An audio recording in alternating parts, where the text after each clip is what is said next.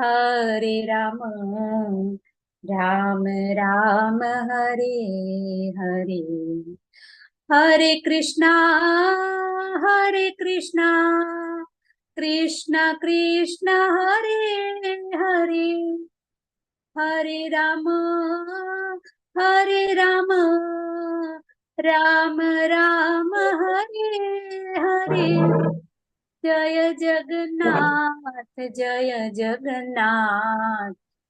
જગન્નાથ સ્વામી જય જગન્નાથ. જય કૃષ્ણ.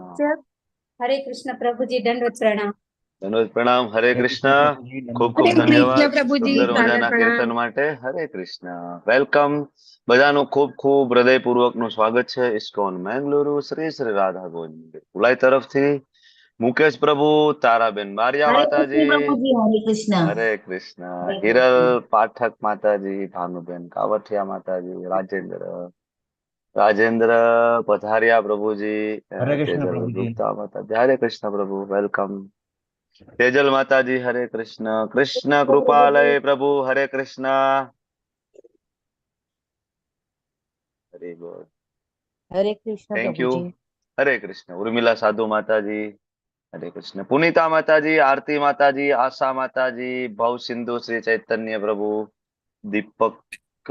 દીપલ પુરોહિત માતાજી, and હરે કૃષ્ણ ગણમેકેશ્વરી પ્રભુ, દંડવત માતાજી. પ્રણામ. દંડવત પ્રણામ. હરે કૃષ્ણ.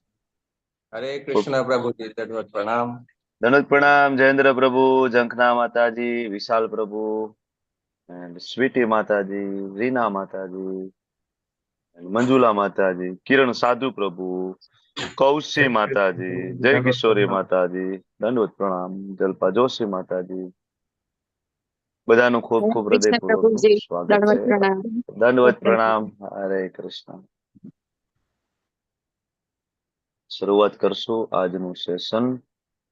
ભગવદ્ ગીતા બેઝિક કોર્સ 18 દિવસ 18 અધ્યાય ની ચર્ચાઓમાં આજે આપણે 7મા અધ્યાયમાં પહોંચ્યા છીએ. 6 અધ્યાયની ચર્ચાઓ આપણે પૂર્ણ કરી ચૂક્યા છીએ. ભગવદ્ ગીતાનો પહેલો જે વિભાગ આપણે કમ્પ્લીટ કર્યો છે. હવે આપણે ભગવદ્ ગીતાના બીજા વિભાગ તરફ આગળ વધી રહ્યા છીએ. આજથી ભક્તિ યોગ તરફ આપણે આગળ વધીએ છીએ. અત્યાર સુધી જે પહેલા જે 6 ચેપ્ટરની ચર્ચા કરી ત્યાં કર્મયોગની વાત હતી, બરાબર. અને હવે જે આગળ ચર્ચા થશે પ્યોર ડિવોશનલ સર્વિસ, ભક્તિ યોગ ચર્ચા થશે. ચર્ચાઓની શરૂઆત કરતા પહેલા ભગવાન શ્રી શ્રી રાધા ગોવિંદજીના ચરણોમાં ખૂબ ભાવપૂર્વક પ્રેમપૂર્વકની પ્રાર્થનાઓ, મંગલાચરણ આપણે બધા સાથે મળીને અર્પણ કરીશું અને પછી આપણે આ સેશન તરફ આગળ વધીશું. જય ભગવાન શ્રી રાધા વૃંદાવન ચંદ્ર શ્રી રાધા ગોવિંદ કી જય. अर्जुन महाराज की जय, श्री प्रभुपाद की जय. ओम अज्ञान तिमिरान्धस्य ज्ञानाञ्जन शलाकया चक्षुरुन्मिलितं येन तस्मै श्री गुरुवे नमः. श्री चैतन्य मनोभीष्टं स्थापितं येन भूतले स्वयं रूप कदा मह्यं ददाति स्वपदान्तिकम्. वन्देऽहं श्रीगुरु श्रीयुतापदकमलं श्रीगुरुन् वैष्णवांश्च श्रीरूपं साग्रजातं सहगण रघुनाथान्वितं तं सजीवं साद्वैतं सावधूतं परिजनसहितं कृष्ण चैतन्य देवं श्रीराधा कृष्ण पादान् सगण ललिता श्री विशाखान्वितांश्च. हे कृष्णा करुणा सिंधु दीनबंधु जगतपते गोपेश गोपिका कांत राधा कांत नमस्तुते. तप्त कांचन गौरांगी श्री राधे वृंदावनेश्वरी वृषभानुसुते देवी प्रणमामि हरिप्रिये. वाञ्छाकल्पतरुभ्यश्च कृपा सिन्धुभ्यैव च पतितानां पावनेभ्यो वैष्णवेभ्यो नमो नमः. नमो विष्णुपादाय कृष्णप्रेष्ठाय भूतले श्रीमते भक्ति वेदांत स्वामिनिति नामिने।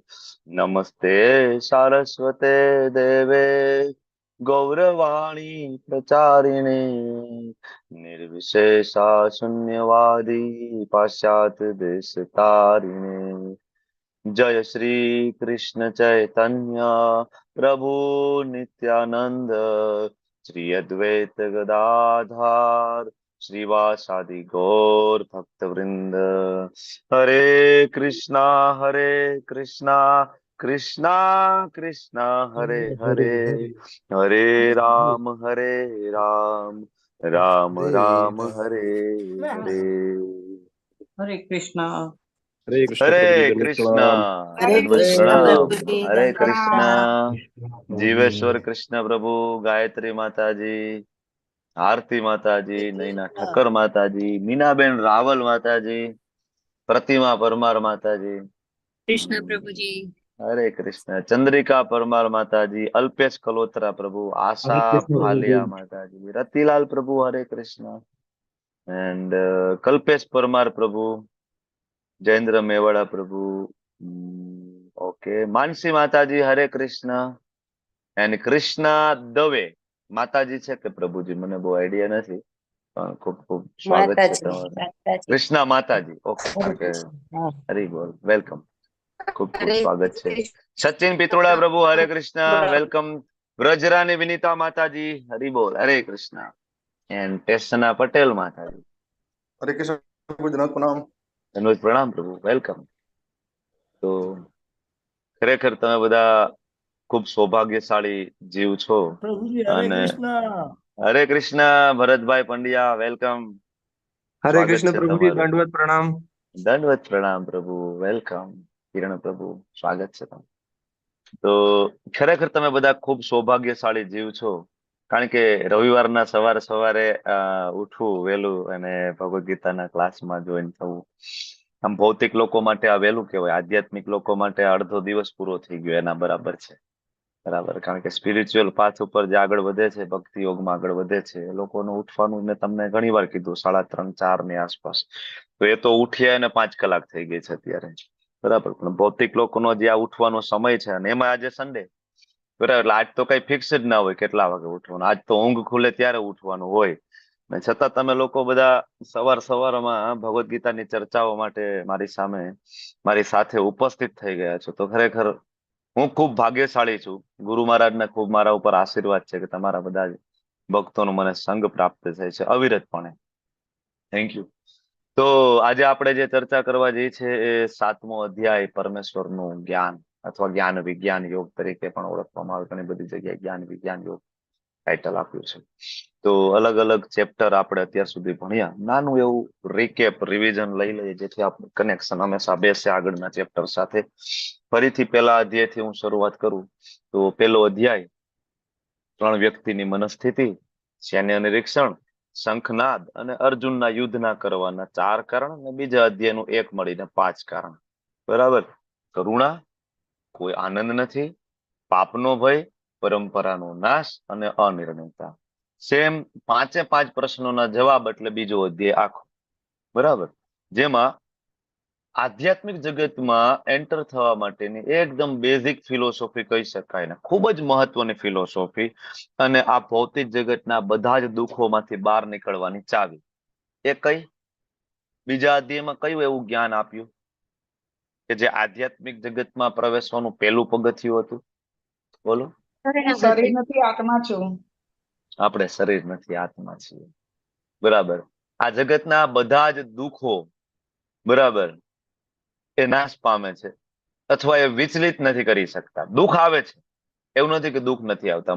મહાન ભક્તોના જીવનમાં પણ દુઃખ આવે છે. તમે જોયું છે, કુંતી મહારાણી જો, મીરાબાઈ જો, નરસિંહ મહેતા જો, બરાબર, સંત તુકારામ જો, ગોરા કુંભાર જો, બધાના જીવનમાં મુશ્કેલીઓ આવી, પણ એ ક્યારે એ મુશ્કેલીમાં વિચલિત નથી થયા, અથવા એ મુશ્કેલી એને સ્પર્શ નથી કરી શકી. કેવી રીતના? ભગવાને જે એક્ઝામ્પલ આપ્યું હતું ને, પદ્મપત્ર મીવાંભસા, આગળ 5મા અધ્યાયમાં આપણે શ્લોક ભણ્યા હતા. ભગવાને કીધું હતું મારા ભક્તો તો એવા હોય જેવી રીતના કાદવમાં કમળ હોય, બરાબર, કાદવની અંદર કમળ હોય તો એ કમળના પુષ્પ ઉપર, કમળના પત્ર ઉપર કાદવ લાગતો નથી, પાણી એના ઉપર ટકતું નથી. એવી રીતના મારા ભક્તો આ સંસારમાં રહેશે. સંસાર ઇઝ લાઈક એ કાદવ, બરાબર. સંસારમાં દાવાનળ ફાટે નીકળો છે, તો કઈ ને કઈ પ્રોબ્લેમ આ સંસારમાં રહેવાના છે. મેં આની પહેલા તમને કીધું હતું કે આ જગતમાં કોઈ વ્યક્તિ 100% સુખી હોય, ધેટ ઇઝ ઇમ્પોસિબલ, શક્ય નથી. તો કઈ ને કઈ છે, દુઃખ તો બધાને છે, કોઈને માનસિક છે, કોઈને આર્થિક છે, કઈ ને કઈ, બરાબર. કારણ કે 3 પ્રકારના જે ત્રિશુલ, આધ્યાત્મિક, આધિ ભૌતિક, આધિ દૈવિક, એ હંમેશા આપણી સાથે રહે છે. આપણે આગળ ચર્ચા કરીશું લેવલ 2 માં, એમાં જ્યાં અહીંયા પણ વિષય આવશે ત્યાં એ ત્રિશુલ વિશે ચર્ચા કરી. તો આ ત્રિશુલ જે છે આપણે ક્યારે છોડતા નથી. તો પણ જયારે આપણે ભક્તિ માર્ગ ઉપર આવીએ ત્યારે આપણે એમાં વિચલિત નથી થતા, બરાબર. તો બીજા અધ્યાયની અંદર ભગવાને જ્ઞાન આપ્યું, આપણે શરીર નથી, આત્મા છીએ. આનાથી શરૂઆત કરી અને ભગવદ ગીતાની શરૂઆત થઈ. 5 પ્રશ્નના જવાબ. અર્જુનનો મૂળ પ્રશ્ન હતો કે ભગવાન યુદ્ધ કરવું કે ના કરવું, કર્મમાં આગળ વધવું કે જ્ઞાનમાં આગળ વધવું. તો બીજા અધ્યાયમાં ભગવાને બધું જ આપ્યું, તો અર્જુન કન્ફ્યુઝ થયા. ત્રીજા અધ્યાયમાં ફરીથી અર્જુને પૂછ્યું કે પ્રભુ શું કરવાનું, મારે કર્મયોગ કે જ્ઞાન યોગ?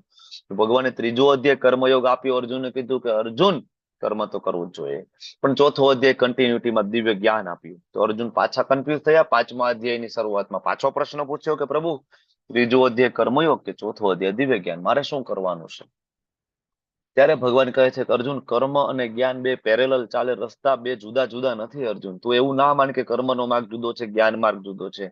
જ્ઞાન પ્રાપ્ત કરીને કરવામાં આવેલું કર્મ એટલે કર્મ સંન્યાસ યોગ, જે 5મા અધ્યાયનું ટાઇટલ છે, કૃષ્ણ ભાવના યુક્ત કર્મ યોગ, બરાબર. કેવી રીતના કર્મ કરવું? ભગવાને આપણે ત્રીજા અધ્યાયમાં કીધું યજ્ઞ અર્થાત કર્મણો, બરાબર. કર્મ આપણા કેવા હોવા જોઈએ? તો કે યજ્ઞ અર્થાર્થ. યજ્ઞ કોનું નામ છે? ભગવાન વિષ્ણુ, ભગવાન કૃષ્ણનું નામ છે. ભગવાનના 24 અવતારોનું વર્ણન શ્રીમદ ભાગવત મહાપુરાણમાં, એમાં ભગવાનનો 7મો અવતાર યજ્ઞ પુરુષ તરીકે થાય, બરાબર.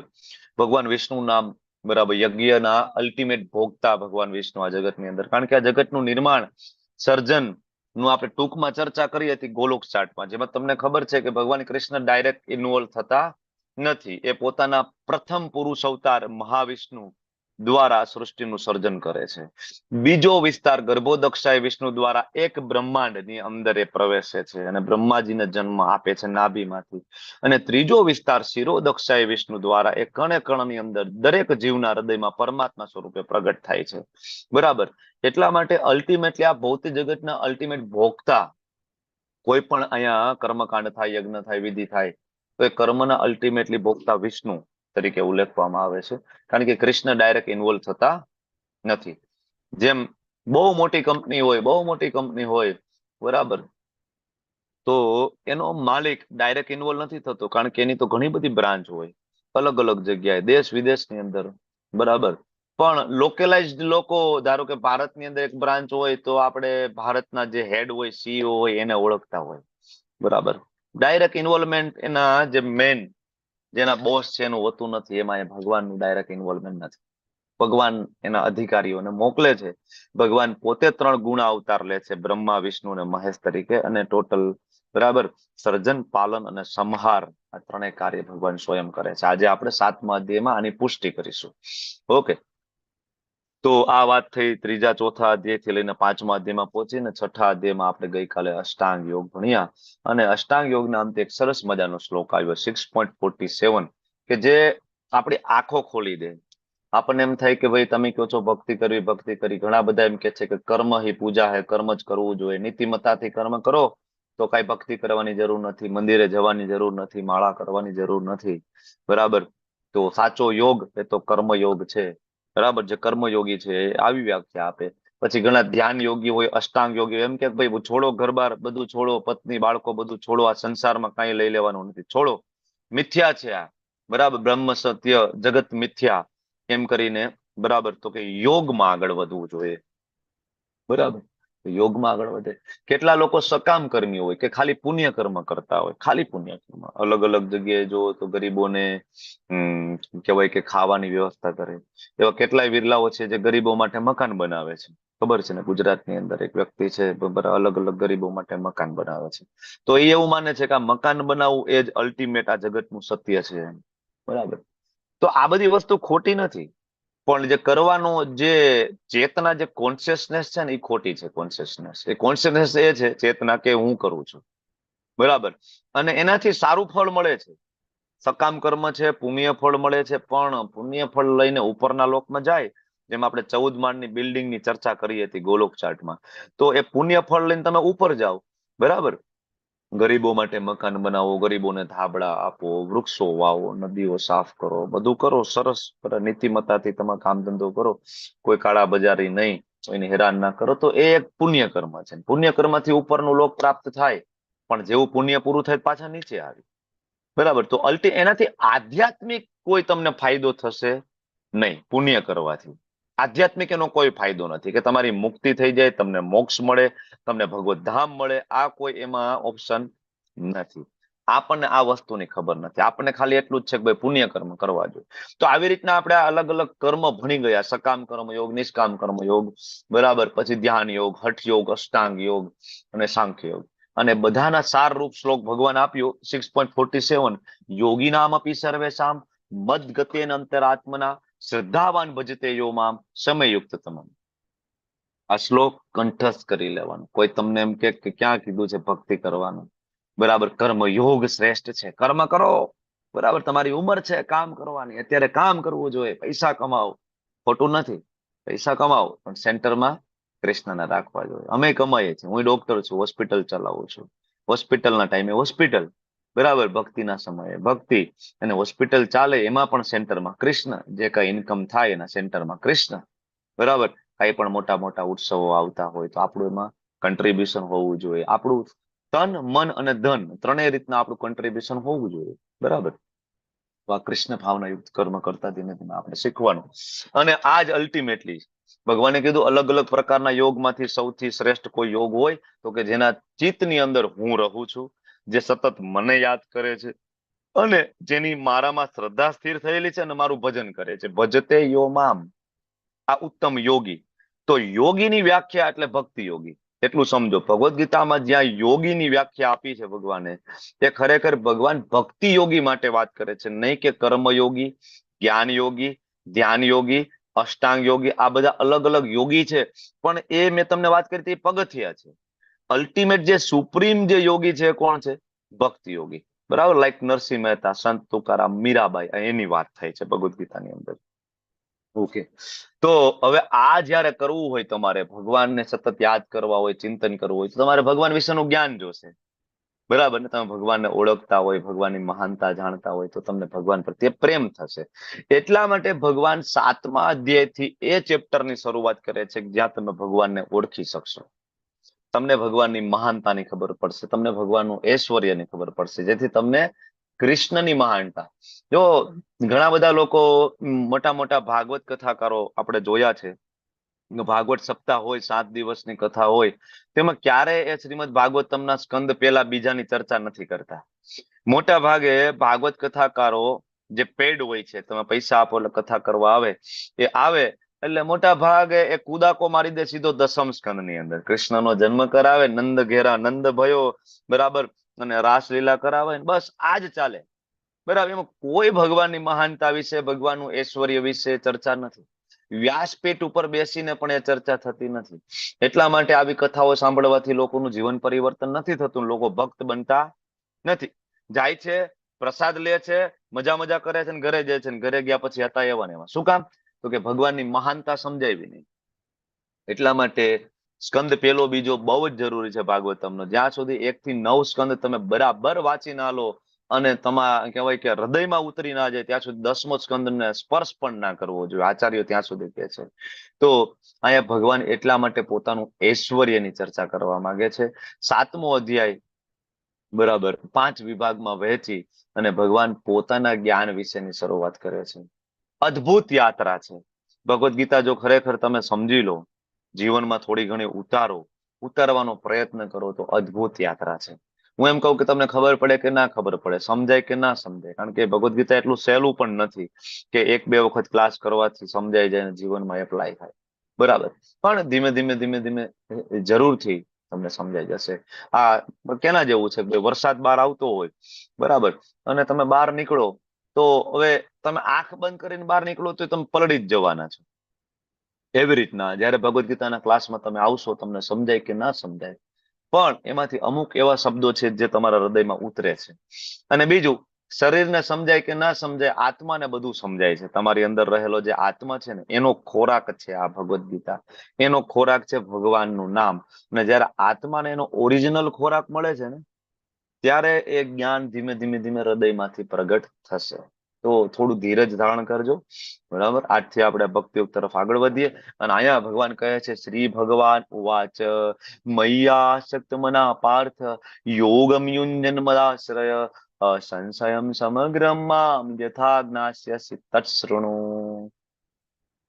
શ્રી ભગવાન ઉવાચ. હું તમને ફરીથી યાદ દેવડાવી દઉં કે કોઈ પણ પંથ હોય, મત હોય કે અલગ અલગ સંપ્રદાય હોય, બધા લોકો ભગવદ્ ગીતાને માને છે, બરાબર, વાંચે છે, બરાબર. પછી ભલે કૃષ્ણને ભગવાન માનતા હોય કે ના માનતા હોય. મોટા ભાગના મત ને પથ જે ગુજરાતની અંદર ચાલે છે, કૃષ્ણને ભગવાન નથી માનતા. બધા સંપ્રદાય વાળા એ પોતપોતાના એક ભગવાન બનાવીને મૂક્યા છે, બરાબર.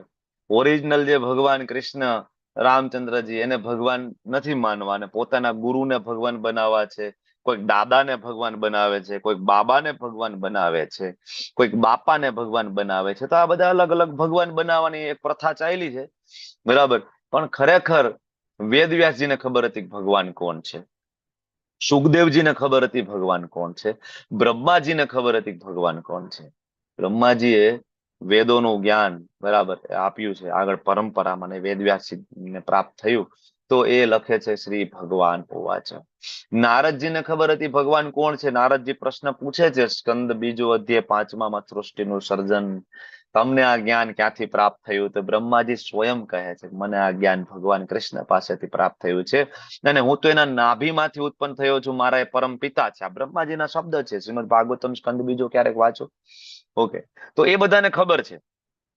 શિવજી પોતે પણ તમે જોશો તો શ્રીમદ ભાગવતમ સ્કંદ 4, પદ્મ પુરાણની અંદર પાતાલ ખંડ વાંચો, પદ્મ પુરાણમાં સૃષ્ટિ ખંડ વાંચો, બરાબર. રામાયણની અંદર બાલકાંડ વાંચો, તમને ખ્યાલ આવી જશે કે એમાં શિવજીનું, બરાબર, શું કહેવાનું થાય છે, બરાબર. આરાધના નામ સર્વેશામ વિષ્ણુ આરાધના પરમ. શિવજીનું, બરાબર, શબ્દ છે, એમનો આપેલો મંત્ર છે. અને શિવજી પોતે માતા પાર્વતીને આપે છે ને, રામ રામેતિ રમેતિ રમે રામે મનોરમ. આવું છે, રામ મારા સ્વામી છે, તમે એનું નામનો જપ કરો. ઓકે, તો આ બધા ક્લિયર છે, બરાબર. ઇન્દ્ર ક્લિયર છે, દેવી દેવતાઓ ક્લિયર છે, બ્રહ્માજી વેદવ્યાસજી બધા, બરાબર. પણ અત્યારે કેટલાક એવા કહેવાતા પાખંડીઓ જે ભગવાનને ભગવાન નથી ગણતા, પોતાના નવા નવા ભગવાન લાવે છે, પોતાના અલગ અલગ પથ મત સંપ્રદાય બનાવે છે, બરાબર. પણ શાસ્ત્ર એકદમ ક્લિયર છે. લખનાર ગણેશજી છે. ગણેશજીએ વાંધો ઉપાડ્યો નથી કે ભાઈ શ્રી ભગવાન ઉવાચ લખું તો મારા પિતાજી શિવજી ભગવાન નથી, બરાબર. કારણ કે એ જ ગણેશજીએ ભાગવતમ પણ લખ્યું છે, ત્યાં શિવજી બોલે છે, ત્યાં રુદ્ર ઉવાચ લખ્યું છે, ત્યાં ભગવાન ઉવાચ ગણેશજીએ નથી લખ્યું, બરાબર. તો એને વાંધો નથી ઉઠાવ્યો, બરાબર. તો આ સમજવાની જરૂર છે. આવા લોકો જે કઈ ને કઈ જ્ઞાન આપણને આપતા હોય તો આનાથી બચીને રહેવું. એટલે ભગવાન કહે છે કે આવું થયું શું કામ? તો કે સૌથી ઇમ્પોર્ટન્ટ વસ્તુ છે, એક તો આમાંથી બહાર નીકળવું હોય તો પેલા તત્સૃણું, સાંભળવું. સાંભળવાનું બહુ મહત્વ છે. જો ભક્તિની અંદર આગળ વધવું હોય ને તો ભક્તિમાં આગળ વધવાનું પહેલું પગથિયું છે શ્રવણ, બરાબર. પ્રહલાદ મહારાજ નવધા ભક્તિની ચર્ચા કરે છે શ્રીમદ ભાગવતમ 7મા સ્કંદની અંદર. ત્યારે પ્રહલાદ મહારાજ કહે છે, શ્રવણમ કીર્તનમ વિષ્ણુ સ્મરણમ પાદ સેવનમ અર્ચનમ વંદનમ દાસ્યમ સખ્યમ આત્મનિવેદનમ. નવધા ભક્તિનું પહેલું પગથિયું એટલે શ્રવણ, સાંભળવું. જો તમે સાંભળશો નહીં, બરાબર, તો ભક્તિમાં ઉન્નત થવું મુશ્કેલ છે. ભાગવતમ ભગવદ્ ગીતા રોજ સાંભળશો તો ઓટોમેટિક તમારું મન કૃષ્ણમાં લાગશે. સાંભળવું, હવે સાંભળવું એનું મહત્વ તો છે, પણ ક્યાંથી સાંભળવું એ 4થા અધ્યાયના પહેલા 2 શ્લોક પાછા યાદ રાખવાના. સાંભળવા માટે યુટ્યુબમાં ઘણું બધું છે, બરાબર ને. કેટલાય બધા લોકો છે એ વિદ્વાન બનીને વેદો ઉપર. મીનાબેન રાવલ, તમારું માઇક વારંવાર ચાલુ થઈ જાય છે. હરે કૃષ્ણ. આજ સવારમાં ઉઠતી હોય તો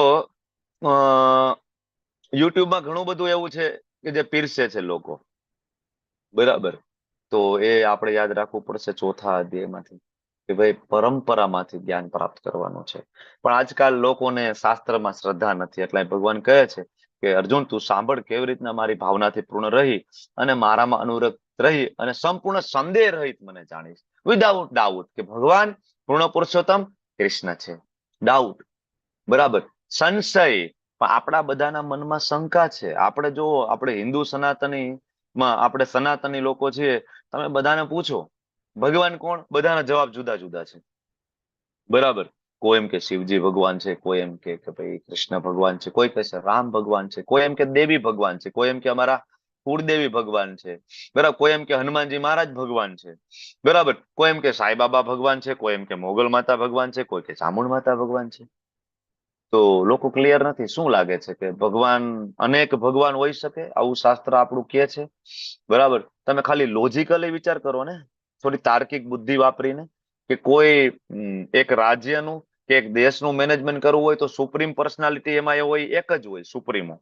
જેમ કે આ દેશનું સંચાલન કરવા માટે વડાપ્રધાન એક હોય, રાષ્ટ્રપતિ એક હોય, બરાબર, એક જ વ્યક્તિ હોય. એની નીચે પછી પેટા બ્રાન્ચ પડે જુદી જુદી, એના મંત્રાલયો જુદા હોય, વસ્તુ જુદી છે. તો એમ કેવી રીતના બની શકે કે અનંત બ્રહ્માંડના સંચાલન 4-5 જણા કરતા હોય? કેવી રીતના સંચાલન થાય? ના થાય. એક જ કરે. બરાબર. હરે કૃષ્ણ. બધાના માઇક. મીનાબેન રાવલ, હરે કૃષ્ણ. મને સાંભળો છો તમે? મીનાબેન રાવલ, હરે કૃષ્ણ. હા, હરે કૃષ્ણ. હરે કૃષ્ણ. તમારું માઇક વારંવાર ચાલુ થઈ જાય છે. હરે કૃષ્ણ. માઇક બંધ કરી દેજો પ્લીઝ. તો અલગ અલગ પ્રકારનું જ્ઞાન સમાજની અંદરથી મળે છે, તો ક્યાંથી સાંભળવું એ મહત્વનું છે. હવે આપણા બધાના મનમાં સંશય છે. શ્રીમદ ભગવદ્ ગીતા આપણે હવે આપણા બાપ દાદા વાતથી, બહુ જૂની વાત નથી કરવી મારે તમારી સાથે, પણ તમે ખાલી 2 પેઢી પાછળ જઈને જોવો ને, કે તમારા અને મારા બાપ દાદા શું કરતા હતા, કોની સેવા અર્ચના પૂજા કરતા હતા. ખબર નહીં આ છેલ્લા 50 વર્ષ 100 વર્ષમાં, બરાબર, એવા શું ચેન્જીસ આવ્યા કે લોકો રામ અને કૃષ્ણને છોડીને અલગ અલગ ભગવાન તરફ દોટ મૂકે છે, અલગ અલગ એવા પાખંડી ગુરુઓ તરફ દોટ મૂકે છે. બરાબર, બાકી 8 થી 100 વર્ષ પહેલા એકદમ ક્લિયર હતું. આજ પણ તમે ગામડામાં જાઓ, તમને રામચંદ્રજીનો ચોરો ત્યાં મળે, રામ દરબાર છે, રાધા કૃષ્ણ છે, શિવજી છે. આના સિવાય જૂનું મંદિર કોઈ મળે તો મને કહો. બીજું, આટલા બધા જે કઈ ખોદકામ થાય છે, જેમાં હજારો વર્ષ જૂના અવશેષો પ્રાપ્ત થાય છે, એમાં કોના પ્રાપ્ત થાય છે? કોના પ્રાપ્ત થાય? હજારો વર્ષ જૂના અવશેષો માત્ર ભગવાન વિષ્ણુ, ભગવાન કૃષ્ણની મૂર્તિઓ પ્રાપ્ત થાય છે. હજારો વર્ષ જૂની. આનાથી વિશેષ બીજું કંઈ પ્રાપ્ત નથી થતું. પછી ભલે બીજો કોઈ સંપ્રદાય હોય, ધર્મ હોય, એના અવશેષો પ્રાપ્ત નથી થતા. સનાતન ધર્મ એટલો પુરાણો છે, બરાબર, પણ આપણને વિશ્વાસ નથી. શું કામ વિશ્વાસ નથી ભાઈ? આપણી શ્રદ્ધા શું કામ ડગમગી ગઈ છે? તો એનું કારણ ઘણા બધા છે, જેમાં મુખ્ય કારણ છે આપણા ઉપર પેલા મુઘલો આવ્યા. મુઘલો આવ્યા, આપણા મંદિરો તોડી નાખ્યા, ગુરુકુળ તોડી પાડ્યા, બરાબર. એટલે આપણી જે શ્રદ્ધા હતી એ તૂટી ગઈ, બરાબર. એને એવું હતું કે આપણી શ્રદ્ધા તૂટી ગઈ, પણ આપણે શું કર્યું? તો આપણે મંદિરો પાછા બનાવી લીધા, બરાબર. તો આપણી શ્રદ્ધા જળવાઈ રહી. પછી આગળ જતા એવું થયું કે અંગ્રેજો આવ્યા ભારત ભૂમિ ઉપર, બરાબર. અંગ્રેજો આવ્યા, એ લોકો સ્માર્ટ હતા, અને અંગ્રેજો આવીને પેલા એના જે કહેવાય ને સાયકોલોજીસ્ટ, ફિલોસોફર, આ બધા જે મેક્સ મુલર, લોર્ડ મેકોલે, આ બધાને પેલા ભારતમાં મોકલ્યા અને રિસર્ચ કરવા મોકલ્યા કે ભાઈ આ ભારતને ગુલામ બનાવવો હોય તો કેવી રીતના બનાવી શકાય. તો લોર્ડ મેકોલે, જેનો લેટર આજે પણ તમે ગૂગલ કરો તમને મળી જશે ગૂગલમાં, લોર્ડ મેકોલેએ લેટર રજૂ કર્યો છે બ્રિટિશ પાર્લામેન્ટની અંદર, બરાબર. અને લોર્ડ મેકોલે કહે છે કે હું ભારતમાં ગયો, ઉત્તરથી દક્ષિણ, પૂર્વથી પશ્ચિમ હું ફર્યો, મને એક પણ ભિખારી ના મળ્યો, બરાબર. ભારતની અંદર ટોટલ વેલ એજ્યુકેટેડ પબ્લિક છે એ ભારતની અંદર છે, વેલ એજ્યુકેટેડ, બરાબર. અને બધા સ્વતંત્ર છે, બરાબર, એકાબીજા ઉપર ડિપેન્ડ નથી. બધાને ગુરુકુળની અંદર બધી જ પ્રકારનું જ્ઞાન પીરસવામાં આવે છે. આજે જો આજે આપણી ઇકોનોમી છે, ડિપેન્ડેબલ ઇકોનોમી છે, બરાબર. અમેરિકામાં મંદી આવે તો એની તરત જ એ જ ઘડીએ અસર ભારત ઉપર થાય. જે લોકો શેર બજારને જાણતા હશે એને ખબર પડી જશે, બરાબર. ડાવ જોન્સ નીચે જાય તો આપણું સેન્સેક્સ નિફ્ટી, બરાબર, તરત જ અહીંયા આપણા પગ ધ્રુજવા માંડે કે ખોટી વાત છે, બરાબર. આવું વારંવાર થાય છે. શું કામ ભાઈ આવું થયું? તો કે ઇકોનોમી આપણી ડિપેન્ડેબલ ઇકોનોમી થઈ ગઈ બીજા ઉપર. પેલા આપણે જે જરૂરિયાત હતી એ આપણે ઉત્પન્ન કરતા ને આપણે વાપરતા, ડિપેન્ડેબલ નહોતા આપણે. આજે આપણે બીજા ઉપર ડિપેન્ડેબલ થયા, એટલે એ ઇકોનોમી ઉપર પ્રોબ્લેમ પડે, તરત આપણા ઉપર પડે, બરાબર. તો આ લોકો આવ્યા અને જોયું કે આ તો ટોટલ સ્વતંત્ર છે, આને કઈ રીતના બરાબર બનાવી શકાય નહીં ગુલામ, ત્યારે લોર્ડ મેકોલે કહે છે કે મારી પાસે એક રસ્તો છે. બરાબર, ત્યારે બ્રિટિશના મહારાણી કહે છે શું છે રસ્તો? તો કે આ લોકો આટલા સ્વતંત્ર છે, નિર્ભય છે, આને કોઈની જરૂર નથી. અને જે સોનાની ચીડિયા જે ભારત કહેવાય છે, આનું એકમાત્ર કારણ છે આ લોકોની એજ્યુકેશન પદ્ધતિ, ગુરુકુળ સિસ્ટમ. તો આની ગુરુકુળ સિસ્ટમ ને તોડી નાખીએ. બરાબર. હરે કૃષ્ણ. મીનાબેન રાવલ, હરે કૃષ્ણ. હરે કૃષ્ણ. તમે માઇક બંધ કરી દો, તમારું માઇક ચાલુ જ છે, મને સતત ડિસ્ટર્બન્સ થાય છે. હરે કૃષ્ણ, પ્લીઝ.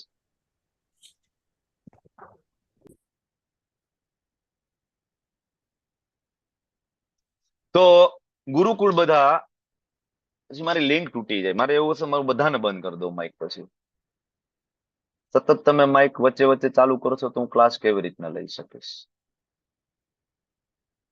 ઓકે, તો આપણે વાત શું કરતા હતા? ક્યાં? અચ્છા, સોનાની ચીડિયા ભારત. બરાબર. તો આપણે બધા ડિપેન્ડેબલ હવે થયા. એ સમયે તો આપણે ડિપેન્ડેબલ નહોતા. એ લોકો આવ્યા અને પછી બ્રિટિશ પાર્લામેન્ટની અંદર લેટર મૂક્યો, રજૂ કર્યો, અને એને લખ્યું કે એક જ વસ્તુ છે, શું? આની એજ્યુકેશન સિસ્ટમ. આને જો આપણે બદલાવી નાખીએ ને તો આ બધા આપણા ગુલામ બની જશે. આવ્યા અને આપણી એજ્યુકેશન સિસ્ટમ ગુરુકુળો તોડી પાડી. જ્યારે અમેરિકાની અંદર બાલ મંદિર નહોતા ને ત્યારે 5.5 લાખ આપણા ભારતની અંદર ગુરુકુળ હતા. જ્યારે અમેરિકા વાળા એકડે એક શીખતા નહોતા ને ત્યારે આપણા ગણિતના એક્સપર્ટ હતા. બરાબર. ઘણા બધાને હજી એવો ડાઉટ હોય કે બાઇકની શોધ છે એ પછી થઈ છે, તો હજી તમે અજંતા ઇલોરાની ગુફામાં જાઓ, બાલીમાં ઘણી બધી એવા કેવાય એવી મૂર્તિઓ છે, એ તમે જોઈને આવો તો તમને ખબર પડશે. બાલીમાં, અજંતા ઇલોરામાં, સાઉથના એવા કેટલાય બધા મંદિરો છે, એમાં કોતરણી કરેલી છે કે એમાં બાઇક ચલાવી રહ્યા છે, કાર ચલાવી રહ્યા છે, હાથમાં લેપટોપ છે, હાઈ હીલ પહેરેલા છે, હાથમાં મોબાઈલ છે, અને ઇવન જેટ ઉડાડી રહ્યા છે. બરાબર. આ બધા કેવાય કાર્વિંગ કરેલા, મતલબ કોતરણી કરેલી ઓન સ્ટોન બિફોર 1000 યર્સ. બરાબર. 1500 યર્સ. બરાબર. 1500 વર્ષ પહેલાના આ બધા છે બધા. બરાબર. મૂર્તિઓ આજે પણ. તો વિચાર કરો કે એ જો એ સમયે રિસર્ચ નહોતું ભારતની અંદર, બરાબર, અને અંગ્રેજોએ હમણાં આ બધું શોધ્યું છે, બરાબર, તો પછી આ બધા ક્યાંથી આવ્યા? થોડુંક ગૂગલ ઉપર હવે તો અવેલેબલ છે બધું. તમને બધાને પ્રશ્ન થવો જોઈએ કે આ બધું જો રિસર્ચ આ લોકોએ કર્યું હોય, પ્લેનની શોધ, બરાબર, જો આમને કર્યું હોય અમેરિકા વાળાએ, તો પછી જે તલપડે બાપુજીએ શું કર્યું હતું? બરાબર. એમને જે વિમાન સ્થાનની બુકમાંથી જે રિસર્ચ કર્યું મરાઠા, બરાબર, તો એને શું કર્યું? એ રિસર્ચ કયું હતું? 3 પૈડા વાળું વિમાન એમને ઉડાડ્યું હતું. એ વિમાન કયું? રાઈટ બ્રધર્સે તો પછી શોધ કરી. બરાબર. એટલે આપણે એજ્યુકેશન સિસ્ટમ આ લોકોએ બદલાવી. આપણા જે સાહિત્ય અને મિથ કીધા કે ભાઈ આ તો વાર્તાઓ છે, બરાબર, આમાં કઈ સત્ય ઘટના નથી, ને આપણે માની લીધું. અને અંગ્રેજી આપણા ભાષામાં એડ કર્યું ને આપણે કીધું બસ અંગ્રેજી બોલે હોશિયાર કહેવાય. આજે પણ એવું છે ને, બરાબર, ઇંગ્લિશ બોલે યસ સર, બરાબર, એજ્યુકેટ કે ભાઈ મારું બાળક ઇંગ્લિશ મીડિયમ સ્કૂલમાં ભણે, યસ સર. તો એવી એજ્યુકેશન સિસ્ટમ એ લોકોએ આપણને આપી કે જેમાંથી એજ્યુકેશનનો ગોલ અત્યારે એકમાત્ર રહ્યો. શું? તો કે મારો છોકરો ભણી ગણીને મોટો માણા બને ને ખૂબ પૈસા કમાય અને ખૂબ ભોગ કરે ને નરકની યાતનાઓ ભોગવે. આ છેલ્લું હું ઉમેરું છું, માતા પિતાને ખબર નથી. બરાબર. કારણ કે એજ્યુકેશનનો ગોલ પૈસા કમાવું નથી. શાસ્ત્ર ઉઠાવીને જોઈ લો. એજ્યુકેશનનો, જ્ઞાનનો ગોલ પૈસા નથી કોઈ દિવસ. જ્ઞાનનો ગોલ છે આત્માની ઉન્નતિ કરવી, મનુષ્ય જીવનને જાણવું, પશુથી મનુષ્ય ભિન્ન કેમ છે એ જ્ઞાનનો ગોલ છે. જ્ઞાનનો ગોલ પૈસા નથી. જ્યારે અત્યારે, બરાબર ને, ભણી ગણીને મોટો માણસ થજે, કેનેડા જાજે, અમેરિકા જાજે, ખૂબ પૈસા કમાજે. કારણ કે આપણે પદ્ધતિ એવી આપી, લોર્ડ મેકોલે એજ્યુકેશન સિસ્ટમ. આપણને એવું ભણાવ્યું છે. ડાર્વિનનો ઉત્ક્રાંતિવાદ આપણને ભણાવ્યો. તમે બધા ભણ્યા કે નથી ભણ્યા? ડાર્વિનનો ઉત્ક્રાંતિવાદ. એમાં શું આવે કે પેલા આપણે બધા વાંદરા હતા, ધીમે ધીમે વાંદરાની પૂંછડી નાની થઈ ગઈ, મોઢું આમ અંદર જતું રહ્યું, પછી આપણે માણસ બની ગયા. અચ્છા, એ ડાર્વિનના ઉત્ક્રાંતિવાદ સમયે જો વાંદરામાંથી માણા બનતા હતા, તો અત્યારે એકે વાંદરો માણા બનતો આપણે કેમ દેખાતો નથી? ઝૂમાં જાય તો બરાબર, ઝૂ વાળાએ કોઈ દી રિપોર્ટ આપ્યો નગરપાલિકા વાળાને કે ભાઈ અમારે ઝૂમાં 50 વાંદરા લાવ્યા હતા અને 5 વાંદરા અત્યારે માણસ બની ગયા છે, તો હવે આનું અમારે શું કરવાનું? આને અમારે ક્યાં મોકલવાના? આનું આધાર કાર્ડની કઈક વ્યવસ્થા કરો. આવી કોઈ દી એની એપ્લિકેશન લખી નગરપાલિકામાં, ભાઈ હવે 50 વાંદરામાંથી 5 માણા બની ગયા? કોઈ નહીં. એવી એકેય એપ્લિકેશન આજ સુધી એક વાંદરાને માણા બનતો આપણે જોયો નહીં, છતાં આપણે લખ્યો ડાર્વિનનો ઉત્ક્રાંતિવાદ, ભણ્યા ને પાસ થયા. એટલે ડાર્વિનનો ઉત્ક્રાંતિવાદ વાદ જ રહી ગયો, થિયરી ના થઈ. થિયરી જેને એસ્ટાબ્લિશ જે સિદ્ધાંત હોય એને થિયરી કહેવાય, વાદ છે વાદ છે, એ એસ્ટાબ્લિશ સિદ્ધાંત નથી. તો આવું ઘણું બધું આપણને શીખડાવ્યું, બરાબર, અને જે આપણે વાંચ્યું, અને આના કારણે આપણી શ્રદ્ધા છે એ આપણા શાસ્ત્ર ઉપર તૂટી ગઈ, બરાબર. આજે તમે લોકોને કહો તુલસીજીને જળ અર્પણ કરવું જોઈએ તો 17 પ્રશ્ન થાય. શું કામ કરવું જોઈએ? શાસ્ત્રમાં લખ્યું, સ્કંદ પુરાણ ખોલીને વાંચો, તુલસીજીનું મહાત્મય વાંચો, બરાબર. વાંચવું નથી આપણે. ઓકે, તો શ્રદ્ધા આપણી તૂટી ગઈ. તો હવે શ્રદ્ધા ફરીથી ડેવલપ થાય એનો પહેલો શોખ છે તત્સૃણુ, સાંભળો. અને ભગવદ્ ગીતાને ઓથેન્ટિક પરંપરામાંથી સાંભળો. કોઈ વ્યક્તિ વિશેષ દ્વારા આપેલું જ્ઞાન સાંભળવું નહીં. આ હું તમને ફરીથી કહું છું. ગમે એટલો મોટો મત હોય કે પંથ હોય, આવા ઘણા બધા મોટા મત અને પંથ છે એ ભારતની અંદર, ખાસ તો ગુજરાતની અંદર પ્રવર્તે છે, કે જે વ્યક્તિ દ્વારા બનાવેલા છે. વ્યક્તિ દ્વારા મત કે પંથ છે એને કોઈ દી ફોલો ના કરવો. ભગવાન દ્વારા સ્થાપિત 4 ઓરિજિનલ જે સંપ્રદાય પરંપરા છે, માત્ર આને જ ફોલો કરવી જોઈએ. એમાંથી જ ઓરિજિનલ જ્ઞાન પ્રાપ્ત થશે. તો આ જ્ઞાન કેવું છે? ભગવાન જે ભગવદ્ ગીતામાં જ્ઞાન આપે છે, કેવું જ્ઞાન આપશે? તો ભગવાન કહે છે પૂર્ણ રૂપે ઇન્દ્રિય ગમ્ય, એટલે કે પ્રેક્ટિકલ. આ જ્ઞાન પ્રેક્ટિકલ છે. બીજું દિવ્ય. દિવ્ય એટલે ટ્રાન્સિડેન્ટલ, મનુષ્ય જન્મ નો ઉદ્દેશ્ય તમે સમજીને ભગવત ધામ પ્રાપ્ત કરી શકો. અને બીજું, જ્યાં સુધી તમે આ હોય આ જગતમાં, તો આ ભગવદ ગીતા પ્રેક્ટિકલ જ્ઞાન છે. આગળ ઘણું બધું આવશે. જો આગળ એ પણ આવશે, શું ખાવું જોઈએ, શું ના ખાવું જોઈએ, બરાબર. સત્વગુણ, રજોગુણ, તમોગુણમાં ખોરાક કયો કહેવાય, સત્વગુણી બુદ્ધિ, રજોગુણી બુદ્ધિ, તમોગુણી બુદ્ધિ, સત્વગુણી કરતા, રજોગુણી કરતા, તમોગુણી કરતા, બરાબર. આ બધું જ આવશે. તો આ પ્રેક્ટિકલ છે. એવું નથી કે આમાં જે કઈ છે એ મિથ છે. પ્રેક્ટિકલ જ્ઞાન છે અને દિવ્ય છે. અને બીજા બધા જ્ઞાન તમે જોવો ને તો એવું કહેશે કે હજી તો ઘણું બધું. તમે ઇવન બાઇબલ જોશો ને ક્યારેક, બરાબર, તો બાઇબલમાં ઈસુ ખ્રિસ્ત જે ઉપદેશ આપે છે, ઉપદેશ એકદમ શોર્ટમાં છે. કારણ કે સામેની જે પ્રજા હતી, લાઈક અબુદ્ધ બુદ્ધિ નહોતી, તો એને એના બુદ્ધિના લેવલનો ઉપદેશ આપ્યો છે, બરાબર. અને પછી એમ કીધું છે કે હજી જાણવાનું તો ઘણું બધું છે, પણ અત્યારે તમારું એ લેવલ નથી, એટલે અત્યારે તમારા માટે આટલું.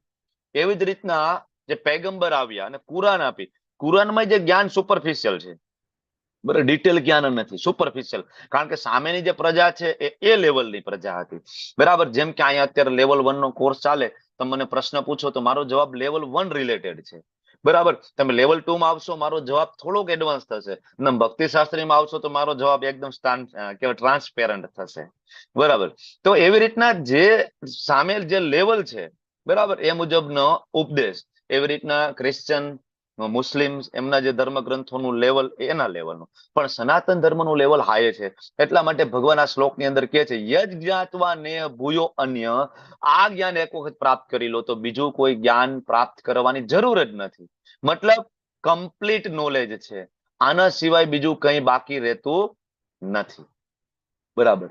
તો કમ્પ્લીટ નોલેજ છે તો આપણને એમ થાય કે આટલું કમ્પ્લીટ નોલેજ છે તો લોકો કેમ ભગવદ્ ગીતાના શરણે નથી આવતા, બરાબર. ગુજરાતની વસ્તી કેટલી, બરાબર, આખા વિશ્વમાં ફેલાયેલા ગુજરાતીઓ કેટલા, અને ક્લાસમાં કેટલા છે, બરાબર. તમે જોવો તો આપણને એવું થાય ને કે ભાઈ આમાં તો ઝૂમ ક્રેશ થઈ જવું જોઈએ, હજારો લોકો આવવા જોઈએ ભગવદ્ ગીતા શીખવા માટે, પણ નથી આવતા.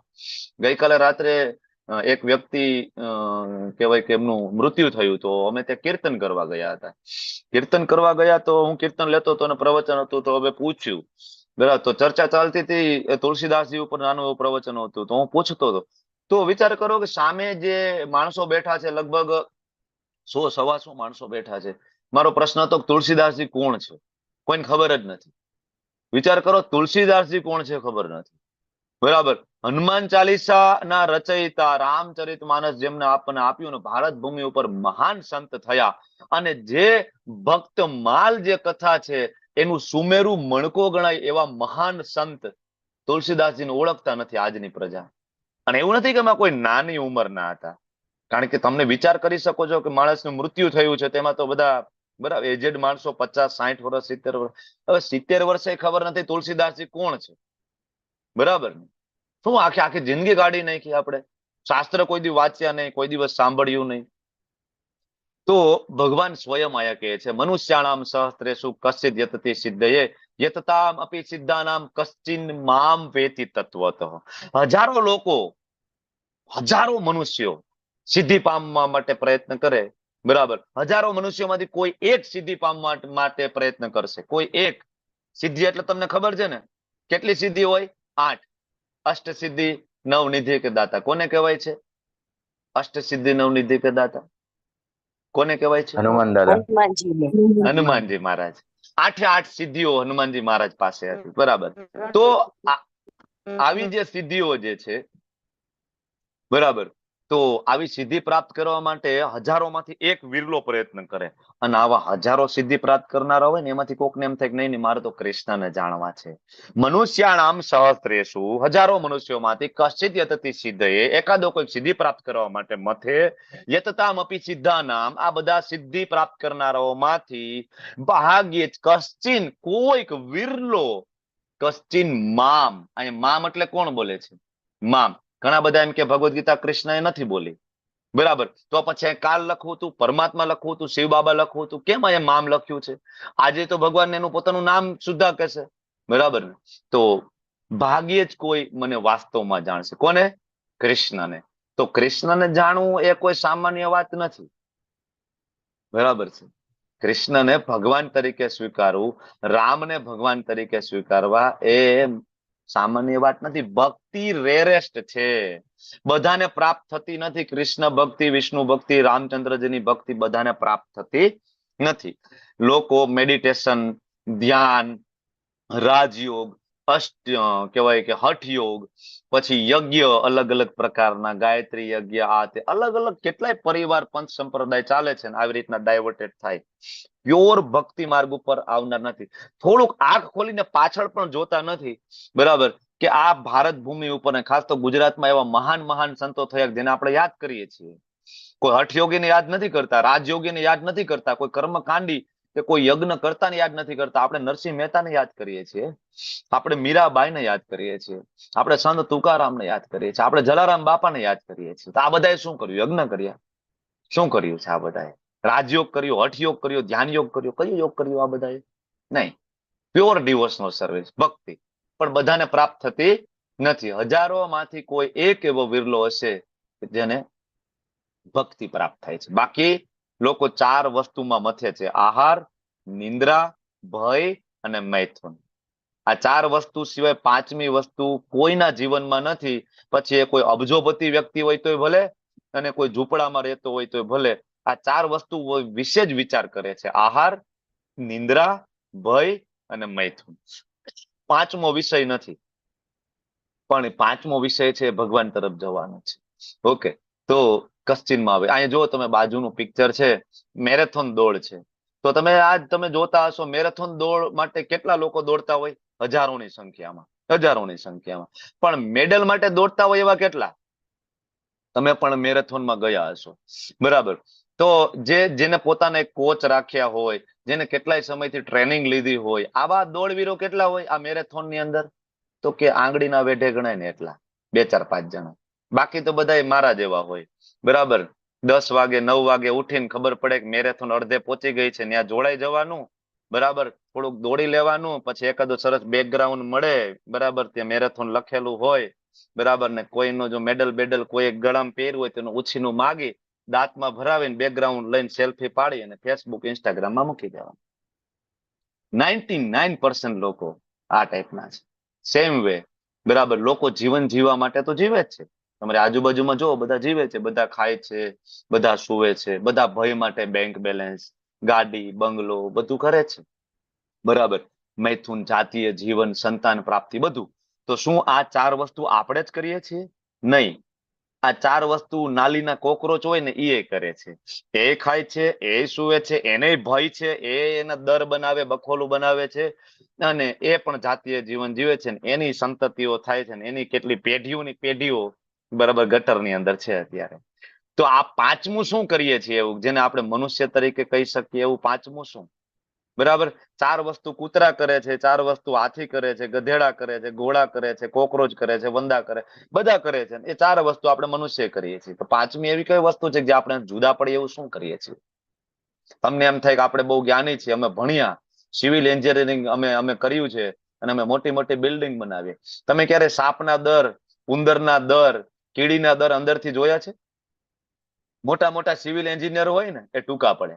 તમે ઓલી જે ઉડતી જે પક્ષી સમડીનો માળો જોયો છે? માળો. બરાબર. સારા સારા સિવિલ એન્જિનિયર હોય ને એ ટૂંકા પડે સમડીનો માળો, કારણ કે એમાં 2 હોલ હોય, એક ફોલ્સ અને એક ટ્રુ. બરાબર. તો મોટું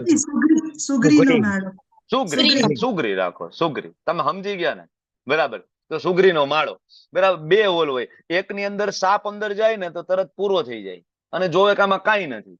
પણ એ જ હોલની અંદર અંદરની સાઈડમાં ઉપરની સાઈડમાં બીજું ઓપનિંગ હોય, જેમાં એ સુગરી આવીને અંદર જાય ને અંદર બચ્ચા મૂક્યા હોય. અચ્છા, આ તો સિવિલ એન્જિનિયરિંગ ક્યાં કર્યું આ સુગરીએ? આપણે બધા તો સિવિલ એન્જિનિયરિંગ કરવા ગયા, ક્યાં કર્યું ભાઈ આને? બરાબર. તો આ બધા જ્ઞાની છે, બધાને બધું. ચકલીનો માળો ક્યારે જોયો છે? નાના નાના નાના દોરા અને તણખા અને તણખલા ભેગા કરીને કેટલું આમ સરસ ગુથીને આમ સ્ટીચ લઈને બનાવે છે. ક્યાં કોને શીખડાવે? આને શીખડાવ્યું કોને? બરાબર. તો આહાર, નિંદ્રા, ભય અને મૈથુન 4 માંથી બહાર નીકળીએ અને 5મી વસ્તુ તરફ આગળ વધીએ. બરાબર. અને 5મી વસ્તુ તરફ આગળ વધવું હોય તો આપણે ભગવાનને જાણવા પડશે. ભગવાનને જાણવા હોય ને તો પેલા ભગવાનની મહાનતાને જાણવી પડશે. એટલે આ અધ્યાય, બરાબર, ભગવાનની મહાનતા વિશેનું 4થો અને 5મો જે શ્લોક છે, ખૂબ મહત્વના શ્લોકમાં આ શ્લોક છે, 4થો 5મો. ભગવાન પોતાની શક્તિની શરૂઆત કરે છે અને સમજાવે છે, ભૂમિરાપો અનલો વાયુ ખમ મનો બુદ્ધિ રેવચ. પૃથ્વી, જળ, અગ્નિ, વાયુ અને આકાશ. આને શું કહેવાય? પંચ મહાભૂત. બરાબર. પંચ મહાભૂત. પછી મન, બુદ્ધિ અને અહંકાર. બરાબર. આ 8 તત્વ છે. ભગવાન કે મારી શક્તિ છે. કોની શક્તિ છે આ? હવે તમે મને બતાવો કે આ જગતની અંદર પંચ મહાભૂતની બહારની કોઈ વસ્તુ તમને દેખાતી હોય તેનું મને નામ આપો. એની કોઈ વસ્તુ પંચ મહાભૂતની બહાર. ઇવન તમારું મારું શરીર શેનું બનેલું છે? પંચ મહાભૂતનું. તમારા મારા ઘરમાં પડેલું ફર્નિચર શેનું? પંચ મહાભૂતમાંથી કોઈ પણ. બરાબર. 1 2 3 નું કોમ્બિનેશન. તમારા મારા હાથમાં રહેલો મોબાઈલ, લેપટોપ શેનું બનેલું? પંચ મહાભૂતનું. તો ભગવાન કે અમારી શક્તિ છે. બરાબર. આપણું શરીર પંચ મહાભૂતનું. આ જળ શરીર કહેવાય. આની અંદર એક સૂક્ષ્મ શરીર છે કે જે મન, બુદ્ધિ ને અહંકારનું બનેલું છે. એટલા માટે જયારે આ શરીર છૂટે, બરાબર, અને 12માની વિધિ કરવામાં આવે ત્યાં સુધી જે આત્મા જે ફરતી હોય છે, બરાબર, ત્યારે એની સાથે આ મન, બુદ્ધિ ને અહંકાર વાળું સૂક્ષ્મ શરીર ટ્રાવેલ કરે છે. શું કામ? 12મા 13માની વિધિ થાય ત્યાં સુધી આપણે કીર્તન કરીએ, બરાબર, રોજ ને રોજ કથા કીર્તન કરીએ. વાય? કારણ કે એ આત્મા એકોર્ડિંગ ટુ ગરુડ પુરાણ ત્યાં ફરતી હોય છે. ગરુડ પુરાણમાં ક્લિયરલી લખે છે વેદવ્યાસજી, બરાબર, ત્યાં ફરે છે. અને જો તમે એની પાછળ કથા કીર્તન કરતા હોય તો એનો રસ્તો છે સુગમ બને છે. કારણ કે સૂક્ષ્મ શરીર છે એ વધારે પાવરફુલ છે જળ શરીર કરતા. ઇવન તમારા મનમાં ચાલતા વિચારોને સૂક્ષ્મ શરીર છે એ સમજી શકે છે. એટલા માટે જ ઘણી વખત એમ કે અમારા પિતૃ આવ્યા છે ને પિતૃ આમ કરે ને. હા, પિતૃ પાવરફુલ હોય છે. પિતૃ ધારે તો તમને અપાવી શકે ભૌતિક શક્તિઓ, આ વસ્તુઓ, અને પિતૃ ધારે તો હેરાન પણ કરી શકે. કારણ કે એ મન, બુદ્ધિ ને અહંકાર સૂક્ષ્મ શરીર લઈને આગળ એની ગતિ થાય છે.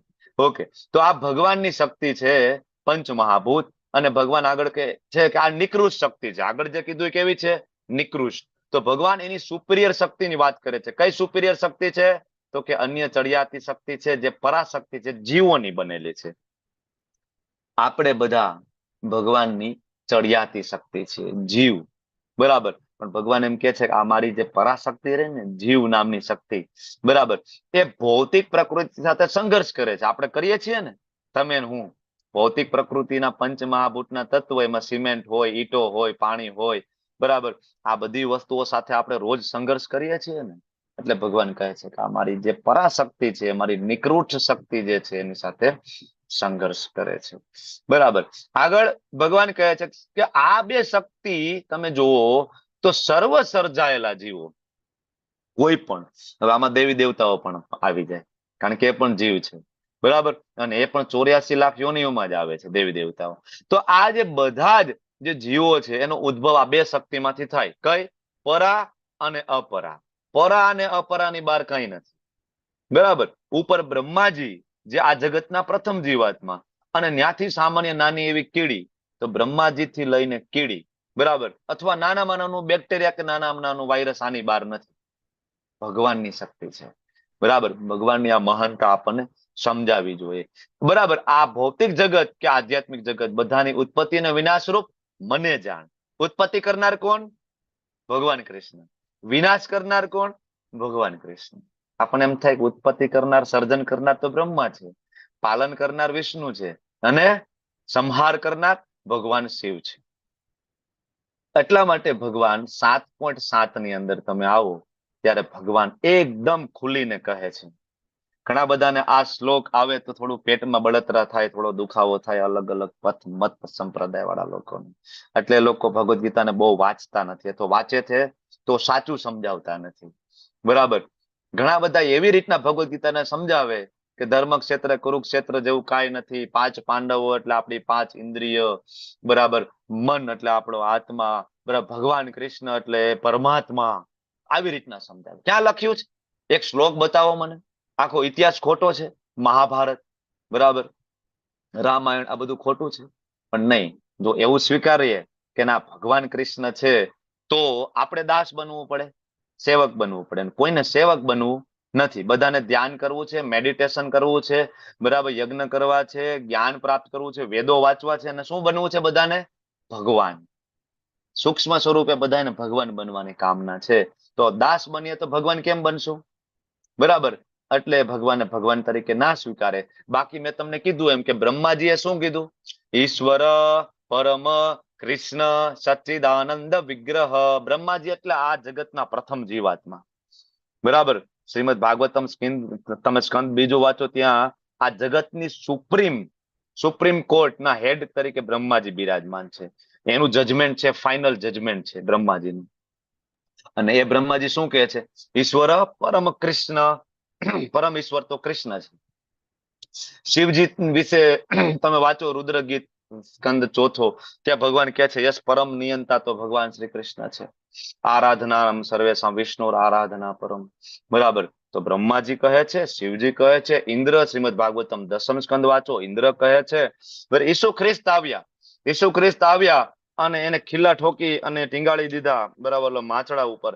ત્યારે ઈસુ ખ્રિસ્તે એમ કીધું કે ભાઈ હે, બરાબર, હે મારા સ્પિરિચ્યુઅલ ફાધર, હે મારા પપ્પા, હે મારા પિતાજી, આ મારા બાળકોને બધાને તમે ક્ષમા કરજો. આ લોકોને ક્ષમા કરજો, કારણ કે એને ખબર નથી એ લોકો શું કરી રહ્યા છે. ત્યારે ઉપર જોઈને બોલે છે કે હે પિતાજી, આને ક્ષમા કરજો. બરાબર. તો પ્રશ્ન થાય કે આ હે પિતાજી એટલે એ પિતાજી કોણ છે? બરાબર. એ તો એમ કહે છે કે I am the son of God. Isu ખ્રિસ્તનો પોતાનો શબ્દ છે, I am the son of God. બરાબર. પૈગંબર આવ્યા મુસ્લિમની અંદર, તો એ તો પૈગામ લઈને આવ્યા ને એમ કીધું we are the messenger of God. Allah તો ઉપર છે, અમે અલ્લાહ નથી, અમે ભગવાન નથી, એ તો ઉપર છે. અમે તો પૈગામ લઈને આવ્યા એટલે પૈગંબર બન્યા, બરાબર, મેસેન્જર બન્યા. તો અલ્લાહ ઉપર છે. એને એમ નથી કીધું અમે ભગવાન છીએ. ઈસુ ખ્રિસ્તે નથી કીધું અમે ભગવાન છીએ. પણ એક જ આપણા ઠાકોરજી છે જેને ભગવદ ગીતાના 7મા અધ્યાયના 7મા શ્લોકમાં કીધું મત પરતરમ ન અન્યત કિંચિદ અસ્તિ ધનંજય. એ ધનંજય હે અર્જુન સાંભળી લે. મત પરતરમ ન અન્યત. મારાથી ઉપર એવું કોઈ શ્રેષ્ઠ તત્વ નથી. મયી સર્વમ ઇદમ પ્રોતમ. સૂત્રે મણી ગણાય. મયી સર્વમ ઇદમ પ્રોતમ. બધું મારામાં એવી રીતના વણાયેલું છે, મારા આધારે એવી રીતે રહેલું છે કે જેવી રીતે, બરાબર, જે પારાઓ છે એ મોતીના જે પારાઓ જે હોય છે ને દોરામાં ગૂંથાયેલા હોય છે. તમે જો, બરાબર, આપણા બધાના ગળામાં તુલસી માળા, મોતીની માળા હોય, એમાં દોરો દેખાતો નથી, પારા જ દેખાય. તો શું દોરો અંદર નથી? દોરો છે તો મોતીની માળા છે, નહીતર એ આકારમાં નથી. એટલે ભગવાન ઉદાહરણ આપીને સમજાવે છે કે તમને કદાચ હું દેખાતો ન હોય, તમે અલગ અલગ દેવી દેવતાઓને ભગવાન તરીકે સ્વીકારતા હોય, તમને હું ના દેખાતો હોય, એનું કારણ આ છે કે જેવી રીતના મોતીની માળામાં દોરો દેખાતો નથી, ભગવાન ડાયરેક્ટ ઇન્વોલ્વ થતા નથી. પણ ભગવાન સમજાવે છે મયી સર્વમિદમ પ્રોતમ સૂત્રે મણિગણા એવ. બરાબર. મત પરતરમ ન અન્યત. મારાથી ઉપર બીજું કોઈ શ્રેષ્ઠ તત્વ નથી. તમને શું લાગે ભગવાન અહીંયા માર્કેટિંગ કરવા આવ્યા છે? ભગવાનના ધામમાં કોઈ સેવકોની ખોટ પડી છે? બરાબર. શ્રીમદ ભાગવતમ સ્કંદ બીજું વાંચો, ભગવાનને ત્રિપાદ વિભૂતિ કીધા છે. ત્રિપાદ વિભૂતિ એટલે આ જે ભૌતિક જગત છે એ 25% છે, 25%. અને આધ્યાત્મિક જગતનો જે હિસ્સો છે એ 75% છે. વૈકુંઠ છે, બરાબર, એનો વ્યાપ અને એની અંદર રહેલી પોપ્યુલેશન કેટલી છે? 75 પર્સન, બરાબર. આ અનંત બ્રહ્માંડો છે ભૌતિક જગતમાં, એક બ્રહ્માંડ નહીં, એક એક બ્રહ્માંડમાં 14 લોક છે. એક એક લોકની અંદર અસંખ્ય ગ્રહો છે.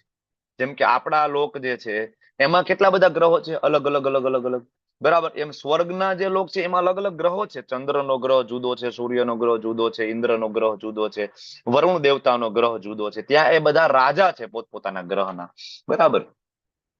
તો આવા અસંખ્ય લોકો જે છે, બરાબર, ભગવાન કહે છે કે એનો એકમાત્ર હું ભગવાન છું. આ બધું મારા આધારે રહેલો છે. આ સમજવાની જરૂર છે, બરાબર. આ તો કેવું છે, ઘુવડ છે એ ખાલી રાત્રે જ બહાર નીકળે, બરાબર. એટલે ઘુવડને તમે એમ કહો કે સૂરજ છે ને પ્રકાશિત છે, ઘુવડ હું કે ના ના ભાઈ એવું કઈ હોય જ નહીં હો, સૂરજ બુરજ કઈ ન હોય, અમે કોઈ દી પ્રકાશ જોયો નથી. એટલે ઘણાને એમ કહે કે ભગવાન કૃષ્ણ છે, કે ના ના ભગવાન કૃષ્ણ નથી, ભગવાન તો બાળક છે. એક પથ ને એક મતના લોકો એવું માને છે કૃષ્ણ તો એક બાળક છે. મને મળ્યા હતા, મારી બહુ લાંબી એમની સાથે ચર્ચા થઈ હતી, બરાબર. કે કૃષ્ણ તો એક બાળક છે, કે કૃષ્ણ ભગવાન હોય તો એનો જન્મ કેવી રીતના થયો, બરાબર, કૃષ્ણનું મૃત્યુ કેમ થયું, કૃષ્ણ તમારા ભગવાન હોય તો અત્યારે ક્યાં છે. મૂર્ખા લોકો છે. એકવાર શાસ્ત્ર ખોલીને વાંચો, ખાલી ભગવદ્ ગીતાના 700 શ્લોકો, બરાબર, કોઈક ભક્તના શરણે બેસીને સમજવાની કોશિશ કરો. ચોથા અધ્યાયની અંદર ભગવાને એમ કીધું મારો કોઈ જન્મ નથી, જન્મ કર્મ ચમે દિવ્યમ, સૂર્યનું પ્રગટ થવું, બરાબર, એનું ઉગવું અને આથમવું, બરાબર, ભગવાનનો જન્મ લેવો ને અહીંથી પાછું જવું, બરાબર છે. ભગવાનનો કોઈ જન્મ નથી હોતો. ભગવાન બાળક બનીને આવે છે આપણા ઉપર કૃપા કરવા માટે, જેથી આપણે એના પ્રત્યે પ્રેમ થાય. ઓકે, તો ભગવાને એકદમ અહીંયા તો છડે ચોક કહી દીધું છે કે મારાથી ઉપર કોઈ તત્વ નથી. લખનાર કોણ?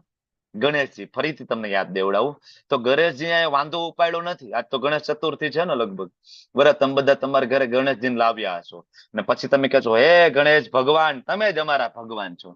ત્યારે ગણેશજી એમ કે બેટા ભગવદ્ ગીતાના 7.7મો શ્લોક મેં લખ્યો છે અને એમાં મેં લખ્યું છે કૃષ્ણથી સર્વશ્રેષ્ઠ બીજું કોઈ નથી. ત્યારે આપણે એમ કે ગણેશજી તમે ભગવાન.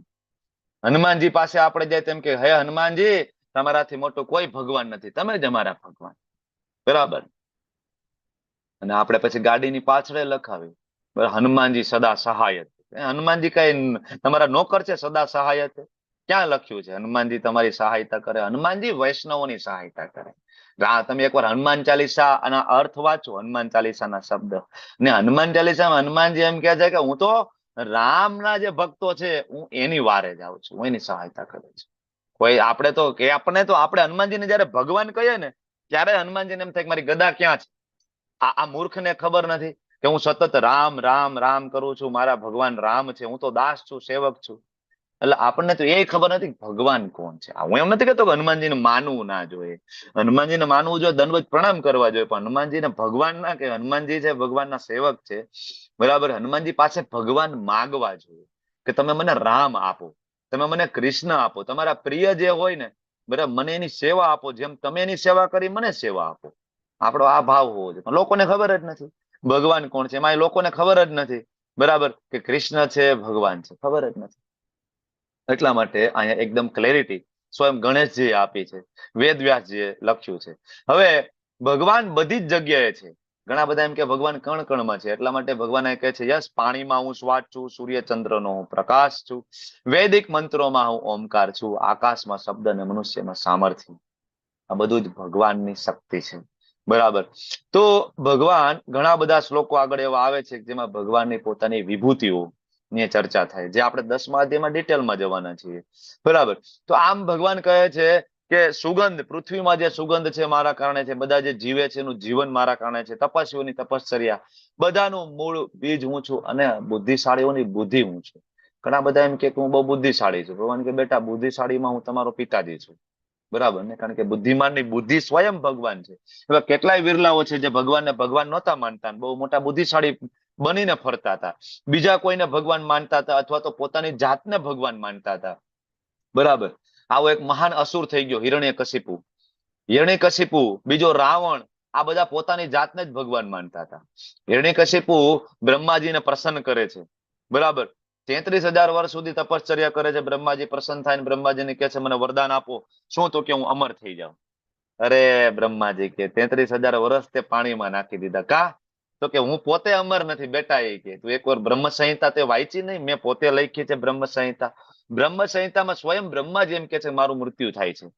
શ્રીમદ ભાગવતમ સ્કંદ બીજામાં બ્રહ્માજી એમ કે છે મારો જન્મ નાભીમાંથી છે, ગર્ભોદક્ષાય વિષ્ણુમાંથી, અને મારી એક અવધિ છે, સમય મર્યાદા છે. હું તને અમરતાનું વરદાન કેમ આપીશ જ્યારે હું પોતે અમર નથી? અમરતાનું વરદાન એ આપી શકે જે પોતે અમર હોય. ભગવાન શ્રી કૃષ્ણ અમર છે, ભગવાન રામચંદ્રજી નો કોઈ જન્મ નથી, મૃત્યુ નથી, તો એ આપી શકે. એને આપ્યું છે હનુમાનજી મહારાજને, ચિરંજીવી ભવ. હનુમાનજી અત્યારે પણ છે, વેદવ્યાસજી અત્યારે પણ છે આપણી વચ્ચે, બરાબર. તો હિરણ્યકશિપુ વધારે બુદ્ધિશાળી, એ કે એક કામ કરીએ તો તમે મને અમર થવાનું વરદાન ના આપો તો એવું તો વરદાન આપશો કે મારું મૃત્યુ ઘરની અંદર ના થાય, બહાર ના થાય, સવારે ના થાય, સાંજે ના થાય, અસ્ત્રથી નહીં, શસ્ત્રથી નહીં, જીવિતથી નહીં, મૃતથી નહીં, 84 લાખ યોનિઓમાંથી નહીં, દેવી દેવતાઓથી નહીં, 12 મહિનામાંથી એક મહિનો નહીં, આકાશમાં નહીં, જમીનમાં નહીં, મારું મૃત્યુ આટલી જગ્યાએ આવી રીતના ના થાય. બ્રહ્માજી કે તથાસ્તુ, બરાબર. અને પછી હિરણ્યકશિપુ કે બસ, કે હવે ઇનડાયરેક્ટ હું તો અમર થઈ ગયો. કારણ કે આનાથી વિશેષ તો શું હોય? બરાબર. રાવણે આવું જ માગ્યું હતું, પણ રાવણ થોડુંક અહંકારમાં ને અહંકારમાં જયારે માગ્યું ને બ્રહ્માજી પાસે, તો એને કીધું કે ભાઈ દેવી દેવતાઓથી મારો વધ ના થાય, ઉપરના લોકોથી મારો વધ ના થાય. તો બ્રહ્માજી કે મનુષ્ય, કે હું, કે મનુષ્ય તુચ્છ કહેવાય, એ મારું શું બગાડી શકે? બરાબર. એ કે નીચલા બરાબર જીવો, વાંદરા ને બધા, કે એ મારું કઈ ના બગાડી શકે, હું કેટલો શક્તિશાળી છું. એ વરદાન નથી જોઈતું. ઉપરના લોકોના બરાબર જે ગંધર્વો, યક્ષો, એ મારો વધ ના કરી શકે, આવું વરદાન આપો. બ્રહ્માજી આપ્યું, તથાસ્તુ. પ્રભુ રામચંદ્રજી મનુષ્ય લીલા કરવા આવ્યા અને વાનરોને સેના લઈને રાવણનો વધ કર્યો. બરાબર. હવે આ વાત હિરણ્યકશિપુને ખબર કે ભાઈ આપણા ભાઈથી આ ભૂલ થઈ ગઈ હતી, કે એને વાંદર અને મનુષ્યોને બાકાત રાખ્યા હતા. એટલે હિરણ્યકશિપુ એને ઇન્ક્લુડ કરી દીધા કે ભાઈ જીવિત ને મૃત બે, 84 લાખ યોની બધું. અને ભગવાન એમના ભક્ત પ્રહલાદ મહારાજની રક્ષા કરવા માટે જયારે પ્રગટ થાય, ત્યારે બ્રહ્માજી પોતાનું લેપટોપ લઈને એમાં રિસર્ચ કરે છે કે આ જીવ કયો, ઉપર સિંહનું માથું, નીચે પુરુષનું શરીર, આવું તો આપણે કઈ બનાવ્યું નથી. બ્રહ્માજી કે આ મારું સર્જન નથી, 84 લાખ યોનીમાં આવું એક આપણું સર્જન નથી, આ કયું સર્જન છે? ત્યારે એને ખબર પડે કે આ તો ભગવાન નરસિંહદેવ સ્વયં પ્રગટ થયા. હિરણ્યકશિપુનો વધ કર્યો. કેવી રીતના? ઘરની અંદર નહીં, બહાર નહીં, ઉંબરા ઉપર લઈ જઈને, આકાશમાં નહીં, જમીન ઉપર નહીં, ભગવાન એને પોતાની જાંઘ ઉપર એને સુવડાવીને, જીવિતથી નહીં, મૃતથી નહીં, નખથી ફાડી નાખે. નખ જીવિતમાં ના આવે, નખ મૃતમાં પણ ના આવે. નખ જો જીવિતમાં આવે તો તમે નખ કાપો ત્યારે તમને દુખવો જોઈએ, વધારાનો નખ, તો દુખતું નથી, મતલબ એમાં જીવ નથી. હવે જો જીવિત ના હોય અને મૃત હોય તો વધવો ન જોઈએ, તો વધે તો છે, તો જીવિતમાં નથી આવતો ને મૃતમાં નથી આવતો, તો નખથી કાપી નાખે. 12 મહિનામાંથી એક મહિનો નહીં, તો ભગવાન કે કાંઈ વાંધો નહીં બેટા, કાલ સ્વયં હું જ છું, એકાદો મહિનો વધારે મારે કરવો હોય તેમાં કઈ મોટી વાત નથી. ભગવાને 12મા અને 13મો મહિનો કર્યો, પુરુષોત્તમ માસ, અધિક માસમાં વધ કર્યો. બરાબર. તો આવા કેટલાય બધા બુદ્ધિશાળી લોકો, સાયન્ટિસ્ટો આજે પણ છે કે જે ભગવાનને ભગવાન માનતા નથી, તો ભગવાન એની આ જ રીતના વ્યવસ્થા હંમેશા કરતા આવ્યા છે અને આગળ કરશે. બરાબર. એટલે ભગવાન આગળ કહે છે કે તું જાણી લે કે સર્વ ભાવ, સત્વગુણી હોય, રજોગુણી હોય, તમો, બધું જ મારામાંથી ઉત્પન્ન થાય. બરાબર. અને પછી ભગવાન એમ કે છે કે હું આ સર્વ કાંઈ છું, મારા કારણે જ આ બધું ચાલે. બરાબર. પણ હું ભૌતિક પ્રકૃતિના ગુણોને આધીન નથી. આ શબ્દ બહુ મહત્વનો છે 12મા શ્લોકનો, કે હું ભૌતિક પ્રકૃતિના ગુણોને આધીન નથી. સત્વગુણ, રજોગુણ, તમોગુણને આધીન હું નથી, બલકે એ મારે આધીન છે. સત્વગુણ, રજોગુણ, તમોગુણ એટલે માયા. બરાબર. કે જેનાથી પાપના ફળ, પુણ્યના ફળ, શ્રાપ, વરદાન, જન્મ, મૃત્યુ, આ બધું જે મેનેજમેન્ટ જેના દ્વારા થાય એનું નામ માયા દેવી. ભગવાનની દૈવી શક્તિ છે. બરાબર. ભગવાન એના આધીન નથી, એ ભગવાનની ઉપર છે. તો ભગવાનને કોઈ વિધિના લેખ ભોગવવાના થતા નથી. ઘણા બધા એમ કે કૃષ્ણના કેવા લેખ હોય, કૃષ્ણ બિચારા કેટલા હેરાન થયા, જેલમાં જન્મ થયો, બરાબર, નાનપણથી જ માતા પિતાથી કહેવાય કે જુદું પડવું પડ્યું. બરાબર. અને પછી મોટા થયા તો જેને પ્રેમ કરતા હતા એનાથી વિરહ ભોગવવો પડ્યો. કેવું રામચંદ્રજી 14 વર્ષનો વનવાસ. એક શાસ્ત્ર ખોલો તો ખરી. ભગવાન કે છે નમામ કર્માણી લિંપંતી નમે કર્મ ફલે સ્પૃહા, મને કોઈ કર્મ ફળ લેપતા નથી, મને કોઈ શ્રાપ નહીં, મને કોઈ વરદાન નહીં. બરાબર. કારણ કે ભગવાન ગુણોને આધીન નથી, ગુણ એને આધીન છે, સત્વગુણ, રજોગુણ, તમોગુણ. પણ આ જે 3 ગુણ, સત્વગુણ, રજોગુણ, તમોગુણ જે છે, એના દ્વારા મોહિત પામેલું જગત જે છે ને, એ ભગવાનને જાણતું નથી. કારણ કે આપણે શેની અંડરમાં છીએ? સત્વગુણ, રજોગુણ, તમોગુણ. તો હવે આનાથી બહાર નીકળવું હોય તો શું કરવાનું? સત્વગુણ, રજોગુણ, તમોગુણ માયાની પકડ, બરાબર, ઘણા બધા એમ કે ને કે કૃષ્ણ આવ્યા અને માયામાં પડી ગયા. એક પથ મત એવો પણ એ પ્રવર્તે છે ભારતની અંદર, જે એવું માને છે કે આપણે બધા ભગવાન છીએ, પણ આપણો જન્મ થયો તો આપણે માયામાં પડી ગયા, એટલે આપણે ભૂલી ગયા કે આપણે ભગવાન છીએ. તો મારો ખાલી એક સામાન્ય પ્રશ્ન છે, આને માયાવાદ કહેવાય એકચ્યુઅલી.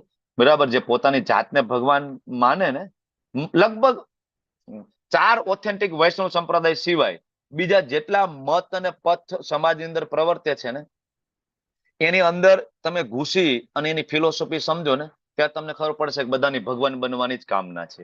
કોઈક ધ્યાન કરીને, કોઈક રાજયોગ કરીને, કોઈ હઠયોગ કરીને, કોઈ વેદો વાંચીને, કોઈ યજ્ઞ કરીને, બરાબર, કોઈ પોતાના ગુરુને ભગવાન બનાવે છે. શું કામ? તો કે આગળ જતા હું ગુરુ બનીશ એટલે મને ભગવાન બનાવશે. બરાબર, એક સંપ્રદાય ગુજરાતની અંદર શરૂઆત થયો વર્ષો પહેલા, બહુ જાજા વર્ષો નથી, 50-60 વર્ષ પહેલા શરૂઆત થયો. 1 થી શરૂઆત થઈ હતી મૂળ. બરાબર, આજે 42 ફાટા છે એના, 42. તમને જાણીને આશ્ચર્ય થશે, 42 ફાટા છે. હવે એના જે મૂળ ભગવાન, જેને શરૂઆત એને લોકો જે માને છે ભગવાન, એ તો આજ એના મંદિરમાં જોવાય નથી મળતા. બરાબર, એ તો કેદુના બાયપાસ થઈ ગયા છે. એટલે જે પોતાને એસ્ટાબ્લિશ, પોતે જેને ભગવાન માનતા હતા, એને ધીમે ધીમે ધક્કો મારીને સાઈડમાં કરતા ગયા.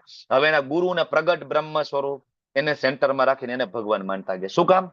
તો કે આગળ જતા આપણે ભગવાન જ બનવાનું છે. મારા ગુરુ ભગવાન, તો હું આગળ જતા ભગવાન બની જઈશ. હવે તમે એક સાદો જવાબ, જે એમ કહે છે કે આ જન્મ થયો, માયામાં પડી ગયા અને બસ યોગ કરશું, ધ્યાન કરશું, આપણે ભગવાન બની જશું. તો મને એમ કહો કે ભગવાન જો માયામાં પડી જાય તો માયા મોટી કે ભગવાન મોટા? બરાબર ને? ભગવાને આ જન્મ લઈને માયામાં પડી ગયા, પોતે ભૂલી ગયા હું ભગવાન છું. બરાબર, તો માયા મોટી કે ભગવાન મોટા? કૃષ્ણ નાના એવા હતા ને, પૂતનાનો વધ કર્યો હતો. બરાબર, કૃષ્ણ નાના એવા હતા, માટી ખાધી હતી ને, તો કૃષ્ણએ ભૂલી નહોતા ગયા કે હું ભગવાન છું. મોઢું ખોલ્યું ને તો અનંત બ્રહ્માંડના દર્શન યશોદા માતાજીને ત્યારે પણ કરાવ્યા હતા. કૃષ્ણ નાના એવા હતા ને, તો શિવજી દર્શન કરવા વારંવાર આવતા હતા. બરાબર, ગોકુલમાં જતા હતા, નંદગ્રામમાં જતા હતા. આજે પણ તમે વૃંદાવન જાઓ તો નંદગ્રામમાં બહાર નીકળો તો આશેશ્વર મહાદેવ છે ત્યાં. બરાબર, આજે પણ ગોપેશ્વર મહાદેવ છે ત્યાં. તો શિવજીને ખબર નહોતી કે આ ભગવાન છે કે નહીં, અમથા આટો મારવા આવતા હતા એનું કહેવાય કે જેનું એનું નિજ ધામ છોડીને. બરાબર, તો ભગવાન હંમેશા ભગવાન છે. માયામાં આપણે પડી જાય, ભગવાન ના પડે. એટલે ભગવાન કહે છે દેવી અસામ ગુણમયી મમ માયા દુરતયા. માયા તો મારી છે, મમ માયા દુરતયા, એને પાર કરવી અઘરી છે, કારણ કે દેવી છે, મારી શક્તિ છે. તો શું કરવાનું? મામેવય પ્રપદ્યંતે, મામ, જે મને શરણાગત થશે, પ્રપદ્યતે એટલે શરણાગત થવું, માયા મેતામ તરંતિ, તે એ માયામાંથી તરી જશે. એટલે મહાન મહાન જે વૈષ્ણવો ભારત ભૂમિમાં થયા, એને માયા સ્પર્શ કરી શકી નથી. પછી એ નરસિંહ મહેતા હોય, સંત તુકારામ હોય, કે પછી રઘુનાથ દાસ ગોસ્વામી, રઘુનાથ ભટ્ટ ગોસ્વામી હોય, સનાતન ગોસ્વામી હોય, રૂપ ગોસ્વામી હોય, કે ગોપાલ ભટ્ટ ગોસ્વામી હોય, કે જીવ ગોસ્વામી હોય. બરાબર, કે પછી વિશ્વનાથ ચક્રવર્તી ઠાકુર પાદ હોય, કે બલદેવ વિદ્યાભૂષણ પાદ હોય. મહાન સંતો થયા, કે પછી મીરાબાઈ હોય. માયાદેવીને સ્પર્શ નથી કરી શક્યા. ઝેરના પ્યાલા જયારે મીરાબાઈ માટે રેડી કર્યા હતા, તો મીરાબાઈ ત્યાં રડતા નહોતા કે મારું શું થશે. એને તો વિશ્વાસ જ હતો. બરાબર, ઠાકોરજી જે કરે છે, શરીર તો આમે મરવાનું છે. અત્યારે ઝેર પીને નહીં મરું તો શું કાંઈ, હું 500,000 વર્ષ, 2 વર્ષ, 2000 વર્ષ થોડી જીવવાની છું. મરવાનું જ છે. તો કાલ જવું તો આજ જવું, મૃત્યુનો કોઈ ભય નથી. બરાબર, સંપૂર્ણ શરણાગતિ, મામેવય પ્રપદ્યંતે. અને ત્યારે માયા મેતામ તરંતિ, ત્યારે માયામાંથી તરે છે. ભગવાન એના ભક્તોને પોતાના જેવી શક્તિ પ્રદાન કરે છે. બરાબર, તો પણ આટલું બધું જ્ઞાન આપીએ, આટલું બધું સમજાવીએ, તો પણ એવા 4 નમૂનાઓ છે જે ભગવાનના શરણે જાતા નથી. હું નથી કેતો, ભગવાન પોતે કે છે. તમે જો 15મો શ્લોક, નમામ દુષ્કૃતિનો મૂઢા. મૂઢા, મૂર્ખ લોકો, મૂઢા એટલે મૂર્ખ, મારા શરણે આવતા નથી. બીજું, પ્રપદ્યંતે નરાધમા. નરાધમ મારા શરણે આવતા નથી. માયા અપત જ્ઞાના, જેનું જ્ઞાન માયા દ્વારા હરાઈ ગયું છે, મારા શરણે આવતા નથી. અને આસુરમ ભાવમાં આશ્રિત, જેનો ભાવ, જેની ચેતના આસુરી ચેતના થઈ ગઈ, આ 4 લોકો મારા શરણે કોઈ દિવસ આવતા નથી. 4 કેટેગરી આપી છે. મૂઢા, મૂઢ એટલે મૂર્ખ લોકો. એને તમે એમ કહો કે ભગવદ ગીતા વાંચો, ને અમારી પાસે સમય નથી. બરાબર, કોઈક એવા દાદા બાબા ગુરુને સાંભળવામાં સવારે 2 વાગે ઉઠે ને 3 વાગે ઉઠે ને સાંભળશે. બરાબર, પણ ભગવાનની ભગવદ ગીતા નહીં સાંભળે. મૂર્ખ છે એમ કહેશે, અથવા બીજી માણસો એમ કહેશે મારી પાસે ટાઈમ નથી, સમય નથી. હવે એને મેચ જોવા માટે સમય હશે, એને ડાયરા સાંભળવા માટે સમય હશે, પણ ભગવદ્ ગીતા માટે સમય નથી. તો ભગવદ્ ગીતામાં એને મૂઢ કીધા છે. બીજું નરાધમ, નરની અંદર અધમ, કે જેને મનુષ્ય જીવન પ્રાપ્ત થયું, ઉચ્ચ કુળ પ્રાપ્ત થયું, બ્રાહ્મણ પરિવારમાં જન્મ, વૈષ્ણવ પરિવારમાં જન્મ, અને પછી પણ જો કૃષ્ણ ભક્તિ નથી કરવી તો એ નરાધમ કીધું છે. બરાબર, ખોટું નહીં લગાડતા, પણ મારા વહાલા ભૂદેવો, શાસ્ત્ર ઉપાડીને એક વખત ખોલો ને જુઓ, ભૂદેવોના આરાધ્ય હંમેશા ભગવાન વિષ્ણુ રહ્યા છે. બરાબર, એક વખત શાસ્ત્ર ખોલીને જો વાંચો, મહાન જેટલા પણ ભૂદેવો બ્રાહ્મણો જે છે એના આરાધ્ય ભગવાન વિષ્ણુ હોય. વેદો ઉપાડીને ખોલો, બ્રહ્મા વિષ્ણુ ને મહેશ, જે ભગવાનના 3 ગુણા અવતાર, એ 3 કેટેગરીના લોકો માટે છે.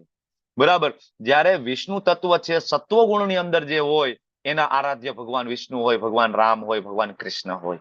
બરાબર, જે રજોગુણમાં છે એ બ્રહ્માજીના આશ્રય રહેલા દેવી દેવતાઓના ભક્ત હોય, જે શાક્ત હોય, દેવીના ભક્ત હોય, માતાજીના ભક્ત હોય.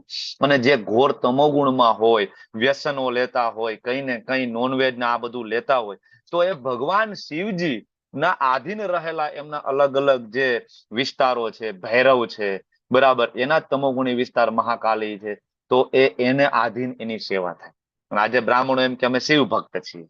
શિવજી પોતે તમોગુણી અધિષ્ઠાતા દેવતા છે. શિવજી પોતે તમોગુણી નથી. તમોગુણી જે વિભાગ છે એના એ એચઓડી છે. શિવજી એટલે બીજું કોઈ નથી. બરાબર, કૃષ્ણનું જ એક સ્વરૂપ છે. બરાબર, પણ એવા લોકોને સુધારવા માટે કે જે ઘોર તમોગુણમાં ડૂબેલા છે. તો આ બ્રાહ્મણ કુટુંબમાં જન્મ થયો છતાં પણ આ વસ્તુ જયારે સમજાતી નથી આપણને, બરાબર, તો એને નરાધમ કીધા છે. માયા અપત જ્ઞાન, જેનું જ્ઞાન માયા વડે હરાઈ ગયું. મોટા મોટા સાયન્ટિસ્ટો, ફિલોસોફરો, બરાબર, મોટા મોટા લેક્ચર, વૈજ્ઞાનિકો, સાહિત્યકારો, બરાબર, ઈશ્વર છે જ નહીં. મોટા મોટા ડોક્ટરો આજે એમ કે ના ના એવું કઈ ન હોય, આત્મા એવું કઈ ન હોય, ભગવાન એવું કઈ ન હોય. તો ખાલી એટલો જ જવાબ છે, જો આત્માનું કોઈ અસ્તિત્વ નથી, કોઈ વ્યક્તિ મરી જાય છે, તો ખાલી એટલો જવાબ આપે કે એના શરીરમાંથી એવું શું નીકળી ગયું કે એ શરીર બંધ થઈ ગયું, એનું હાર્ટ બંધ થઈ ગયું, લીવર કામ કરતું બંધ થઈ ગયું, કિડની કામ કરતી બંધ થઈ ગઈ. તો એમાંથી એવું શું નીકળી ગયું કે જે પેલા હતું ને અત્યારે નથી? કારણ કે એકોર્ડિંગ ટુ સાયન્સ જોવા જઈએ તો સાયન્સ તો કેમિકલમાં માને છે. તો કેમિકલ તો એ બધા જ છે કે જે મૃતમાં હતા ને જીવિતમાં હતા. કેમિકલમાં કોઈ ફેરફાર થતો નથી. જીવતો હોય કે મરેલો હોય, એની અંદર કેલ્શિયમ હોય, ફોસ્ફરસ હોય, હાડકા હોય, ચામડી હોય, પાણી હોય, બરાબર, ફોસ્ફરસ હોય, મેંગેનીઝ હોય, બધું હોય. હું ડોક્ટર છું એટલે એઝ અ ડોક્ટર તરીકે તમને કહું છું, બરાબર, કે જીવિતમાં જે વસ્તુ હોય એ જ વસ્તુ માણસ મરે અને ત્યારે રિપોર્ટ કરાવો તો હોય જ બધી વસ્તુ. તો નીકળી શું ગયું કે શરીર બંધ થઈ ગયું. બસ આ એ લોકો સ્વીકારવા માંગતા નથી. એનું નામ આત્મા. બરાબર, બાલાગ્ર સત વાઘ હશે સતત આ કલ્પિત હશે છે. વાળાના અગ્રભાગના 10,000 ભાગની સાઈઝ આત્માની છે. શાસ્ત્ર ખોલીને એક વખત જોઈએ તો આપને ખબર પડે. પણ માયા અપહત જ્ઞાન, માયા એ જ્ઞાન હરી લીધું તો સ્વીકારવા તૈયાર નથી કે ભગવાન છે. બરાબર, આસુરમ ભાવમાં આશ્રિત અને જે આસુરી, જેનો જન્મ જ બરાબર ટોટલ નાસ્તિક ફેમિલીમાં થયો અને એનું જીવનનો ગોલ શું છે તો કે ભગવાનનો વિરોધ કરવો. બસ આ 4 પ્રકારના લોકો ભગવાનના શરણે જાતા નથી. જગાય મદાય હોય, રાવણ હોય, કર્ણ હોય, આ બધા એક્ઝામ્પલ છે. તો બીજા 4 એવા પણ છે જે ભગવાનના શરણે જાય છે. એ કયા? ચતુર્વિધા ભજન્તે મામ જના સુકૃતિનો અર્જુન, આર્તો જિજ્ઞાસુ અર્થાર્થી જ્ઞાની ચ ભરતશ્રવ. ભગવાન કે 4 પ્રકારના પુણ્યશાળી જીવો બરાબર મારા શરણે આવે. એ 4 કયા? તો કે પેલા આર્તો. આર્તો એટલે દુખી. દુઃખ પડે તો ભગવાન યાદ આવે ને, હારા હારા ને યાદ આવે. બરાબર, સુખ હોય ને ગાડી બંગલા ને બધું હોય ત્યારે કઈ વાંધો ન હોય, પણ દુઃખ પડે, હે મારા વાલા, હે ઠાકોરજી મારા હામું જો, તરત યાદ આવે. તો દુઃખમાં યાદ આવે એટલે આર્તો. જો દુઃખ પડે અને કૃષ્ણ યાદ આવે ને, દુઃખ પડે ને દ્વારકા વાળા યાદ આવે ને, તો હોય સમજવું કે આપણી પુણ્યશાળીમાં પુણ્યશાળી કેટેગરીમાં તો આપણે છીએ એકોર્ડિંગ ટુ ભગવદ્ ગીતા. ભલે આપણે ભક્તિ નથી કરતા, ભલે આપણે બરાબર ભગવાનની માળા સેવા અર્ચના નથી ચાલુ કરી, પણ દુઃખ પડે ને તોય ઠાકોરજી કૃષ્ણ યાદ આવે, રામ યાદ આવે ને, તોય સમજવું કે નાના પુણ્યશાળી. માણસોને દુઃખ પડે ને ક્યાંય ક્યાંય દોરા ધાગા, બરાબર, કાલી વિદ્યાન, મેલી વિદ્યાન, પીળી વિદ્યાન, લાલ વિદ્યાન, કેટલાય એની પાછળ કેટલાય ખર્ચા કરી નાખે, બરાબર. હવે એ બધા મેલી વિદ્યા કરવા વાળા આપણા દુઃખ દૂર કરી શકતા પોતાને ના કરી નાખે તો પછી એને 500 રૂપિયા તમારી પાસે લેવાની શું જરૂર છે? આ કોઈ દી આપને વિચાર ના આવે? બરાબર, વાં દાણા જોડાવાના, અહીંયા દાણા જોડાવાના પોતાની ઘરે જ ન જોઈ, એને દાણા જોવા પડે એવી પરિસ્થિતિ હોય તો પોતાના દાણા ના જોઈ લે ઘરે બેઠા બેઠા? હું નડે છે, પિતૃ નડે છે, હાલ આ વધાવો અને આ વચન હાલો, તો ઈ ના કરી શકે પોતે? બીજાનું કરી શકે તો પોતાના ઘરમાં હાજુ ના હોય. બરાબર, તો આપણે આમાં ફસાઈ જઈએ. એટલે અહીંયા ભગવાન શું કે છે કે આર્તો મારા શરણે આવે તોય પુણ્યશાળી છે. બીજું અર્થાર્થી. અર્થાર્થી એટલે રોકડા. રોકડાની જરૂર હોય ભગવાન યાદ આવે કે નહીં? હે દ્વારકા વાળા, બરાબર, માગો કેવાય હું માગો 20 અને આપે 30. મારો દ્વારકા વાળો આવું જ કઈક કેવાય ને, માગો 20 ને આપે 30. પણ ક્યારેક તમે 10 તો ત્યાં આપો, ક્યારેક 10 તો તમે આપો, ટ્રાય તો કરો. નહીં, બસ માગવાનું, જયારે જાવ માગ માગ માગ માગ માગ. પણ ભગવાન કે કાંઈ વાંધો નહીં, રોકડાની જરૂર પડે અને કૃષ્ણ યાદ આવે ને તોય વાંધો નથી. અને જિજ્ઞાસુ, જો ઘણા બધા અહીંયા ક્લાસમાં આવે, ઘણા બધા પ્રશ્ન લઈને આવે, મને ખૂબ ગમે એકચ્યુઅલી, પણ એ જિજ્ઞાસુ કેટેગરી છે. જાણવું હોય કે ભાઈ આ ઇસ્કોન વાળા શું કરે છે, બરાબર, હરે કૃષ્ણ ની સતત માળા કરતા હોય ને આ તિલક કરે ને, આવું તિલક શું કામ? આટલું લાંબુ શું કામ તિલક? અહીંથી ચાલુ કરીને અહીંયા સુધી પૂરું થાય, આવડું મોટું તિલક તમે શું કામ કરો? થોડુંક નાનું કરતા હોય આ તિલક નો શું મતલબ થાય? તિલક નો શું? કેટલા પ્રશ્ન હોય. બરાબર, 16 માળા શું કામ કરવાની? 17 નહીં કરવાની? 17 કરીએ શું વાંધો? બરાબર, કેટલાય પ્રશ્નો હોય. આ જિજ્ઞાસુ કેટેગરી છે, બરાબર, જાણવા માટે આવે. અને ચોથું છેલ્લું જ્ઞાની કેટેગરી. બરાબર, આગળ બધું ક્લિયર હોય, થિયરી વાંચી, શાસ્ત્ર વાંચ્યા, પણ સાક્ષાત્કાર નથી થયો, તો એ આવે છે સાક્ષાત્કારની શોધમાં ભગવદ્ ગીતાના શરણે, ભગવાનના શરણે. તો આવા આ બધા એક્ઝામ્પલ છે. તમે જો અહીંયા ગજેન્દ્ર છે, આર્તો કેટેગરી, દુખી. બરાબર, માતા દ્રૌપદી, તમે મને પ્રશ્ન પૂછ્યો તો દ્રૌપદીનું, બરાબર, એમની લાજ બચાવવા માટે ભગવાન આવ્યા, આજે કેમ નથી આવતા? ત્યારે ભગવાન ત્યારે આવ્યા જયારે દ્રૌપદીએ માન્યું, બરાબર, કે મામેવ ય પ્રપદ્યંતે, હું કૃષ્ણને શરણે જાય ત્યારે કૃષ્ણ મારી રક્ષા કરશે. કૃષ્ણ બહુ પ્રેક્ટિકલ છે. યે યથા મા પ્રપદ્યંતે, જે લોકો મારી સાથે જેવી રીતના શરણાગતિ સ્વીકારે હું એવી રીતના એની સાથે રેસિપ્રોકેટ કરું. બરાબર, તમે શરણાગત થાવ, ભગવાનને આહવાન કરો તો ભગવાન બચાવે છે, એમાં કોઈ શંકા નથી. બરાબર, નરસિંહ મહેતાના પિતાજીનું શ્રાદ્ધ કર્યું હોય, નરસિંહ મહેતાની દીકરીનું મામેરું પૂર્યું હોય, તમારું મારું શું કામ ના પૂરે? પણ એ લેવલની શ્રદ્ધા ક્યાં? એ લેવલનો વિશ્વાસ ક્યાં? અહીંયા તો વિશ્વાસ જ નથી. અહીંયા તો કુળદેવીની માનતા કરી હોય અને 3 મહિના કુળદેવી માનતા ના પૂરી કરે, કુળદેવી બદલી જાય, બાજુવાળાના ઘરે માતાજી બેઠા હોય એની માનતા ચાલુ થાય. એ ના પૂરી કરે તો કોઈકના પિતૃઓની માનતા આપણે કરીએ. પિતૃ એના છે, સુરાપુરા એના છે, જાય આપણે ગાડીઓ લઈને દોડા કરીએ છીએ. બરાબર, કે ના ના અમારી માનતા પૂરી કરો. આપણી તો આ લેવલની શ્રદ્ધા છે. જયારે ભગવાનના ભક્તોને અતૂટ શ્રદ્ધા છે કૃષ્ણની અંદર. બરાબર, મારે તોય કૃષ્ણ, રાખે તોય કૃષ્ણ, કઈ નથી જોતું. આ લેવલની જયારે શ્રદ્ધા હોય ને ત્યારે કૃષ્ણ આવે છે. તો આ અલગ અલગ કેટેગરી છે. તેમાં ધ્રુવ મહારાજ છે, એ પણ અર્થાર્થી કેટેગરીમાં હતા. અર્થાર્થી એટલે રોકડા વાળા. તમને એમ થાય કે ધ્રુવ મહારાજ તો ભગવાનના મહાન ભક્ત તરીકે અમે સાંભળ્યા, અને તમે કહો એ રોકડા વાળી કેટેગરી છે. હા, એ આપણી જેમ રોકડા વાળી. શરૂઆતમાં એ પણ ધ્રુવ મહારાજ છે એ રોકડા વાળી કેટેગરીમાં હતા, પછી ધીમે ધીમે એ ભગવાનના મહાન ભક્ત પછી બન્યા. શ્રીમદ ભાગવતમ સ્કંદ 4 8 થી લઈને 13 અધ્યાય છે. મનુ મહારાજના પુત્ર ઉતાનપાદ રાજા, ઉતાનપાદના પુત્ર ધ્રુવ મહારાજ. ઉતાનપાદને 2 પત્ની હતી, સુનીતિ અને સુરુચિ.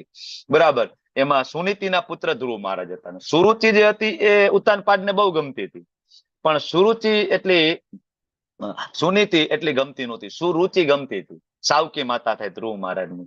તો સુરુચિ છે એને એક દીકરો અને સુનીતિને દીકરા હતા ધ્રુવ મહારાજ તરીકે.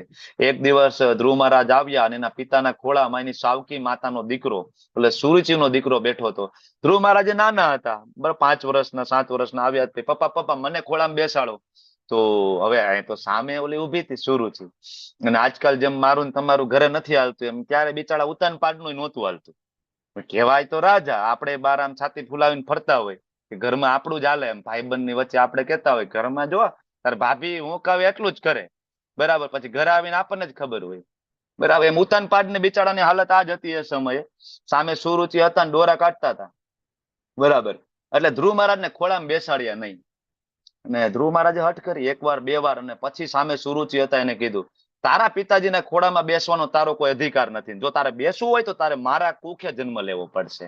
જા તું નારાયણની ભક્તિ કર, એ તારા ઉપર કૃપા કરે, મારા કુખે તારો જન્મ થાય તો તને તારા પિતાની ગાદી મળશે, આગળ તું રાજા બનીશ અને ખોળામાં બેસવા મળશે. બાકી જવા દે અહીંથી. આવી રીતના હળદૂત કર્યા.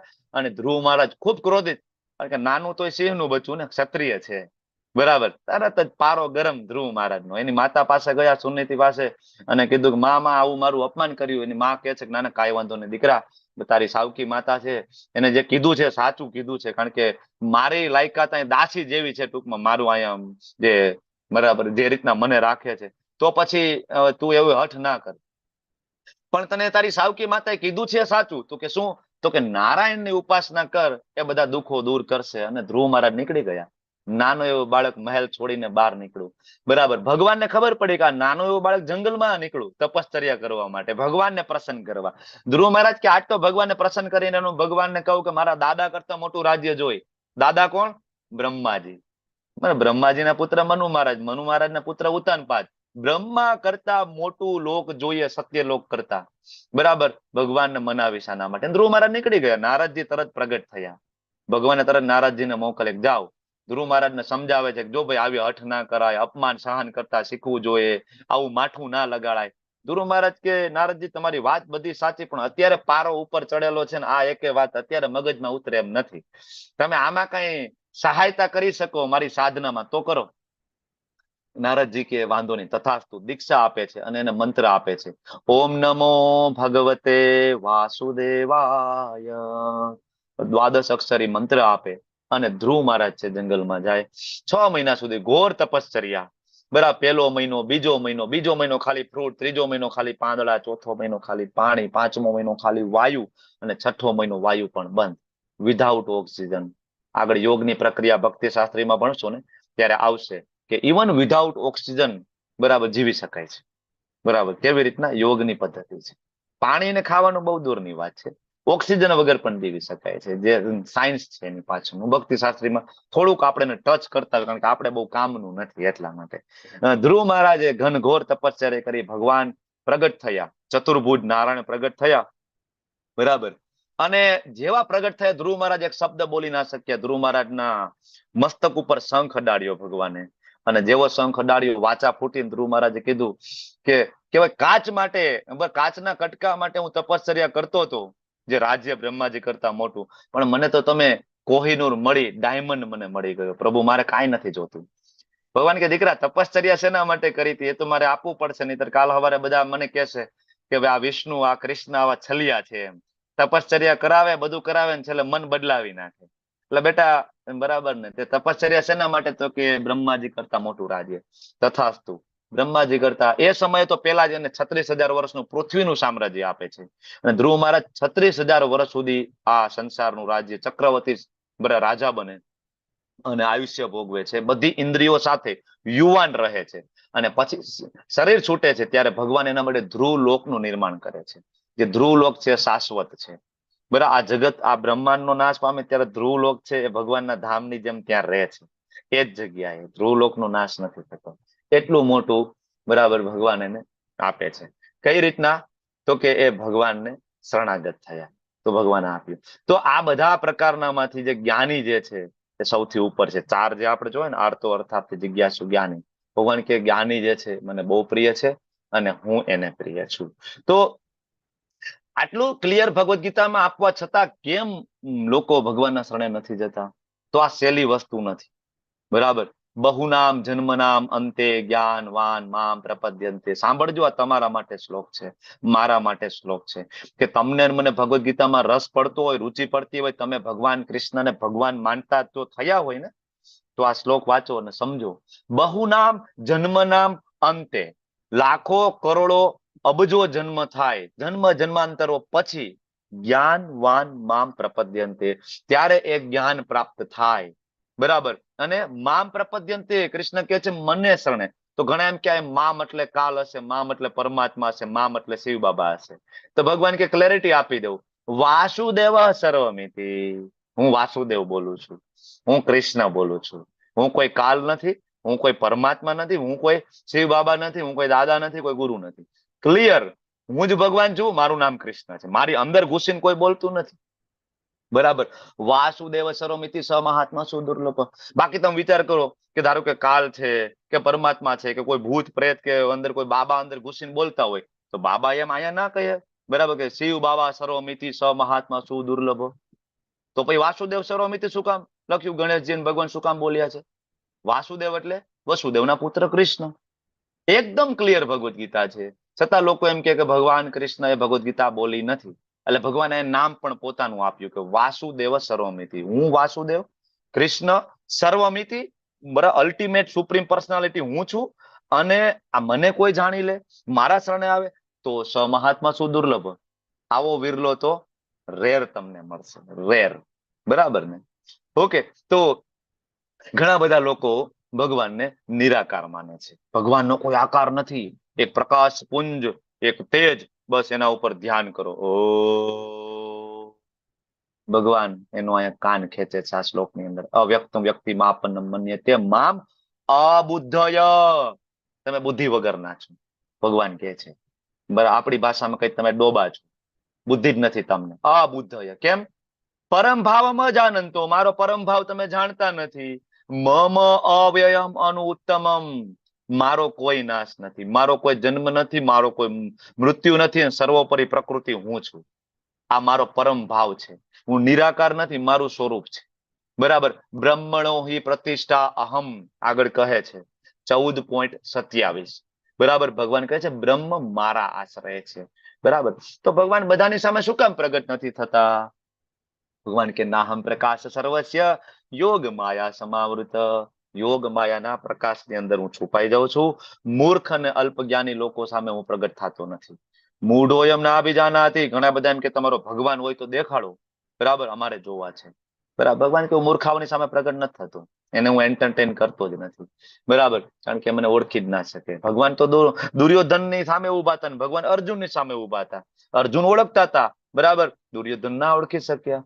ભગવાન ભીષ્મદેવની સામે હતા, ભગવાન એ જ સામે ધૃતરાષ્ટ્રની સામે હતા. એક બાજુ ભીષ્મદેવ, એક બાજુ ધૃતરાષ્ટ્ર. ભીષ્મદેવને ખબર હતી આજ નારાયણ છે, આજ વિષ્ણુ છે, આજ કૃષ્ણ છે. ધૃતરાષ્ટ્ર ના ઓળખી શક્યા. ભગવાન ધારે તો જ આપણે એને ઓળખી શકીએ. ભગવાન પોતે શક્તિ આપે તો.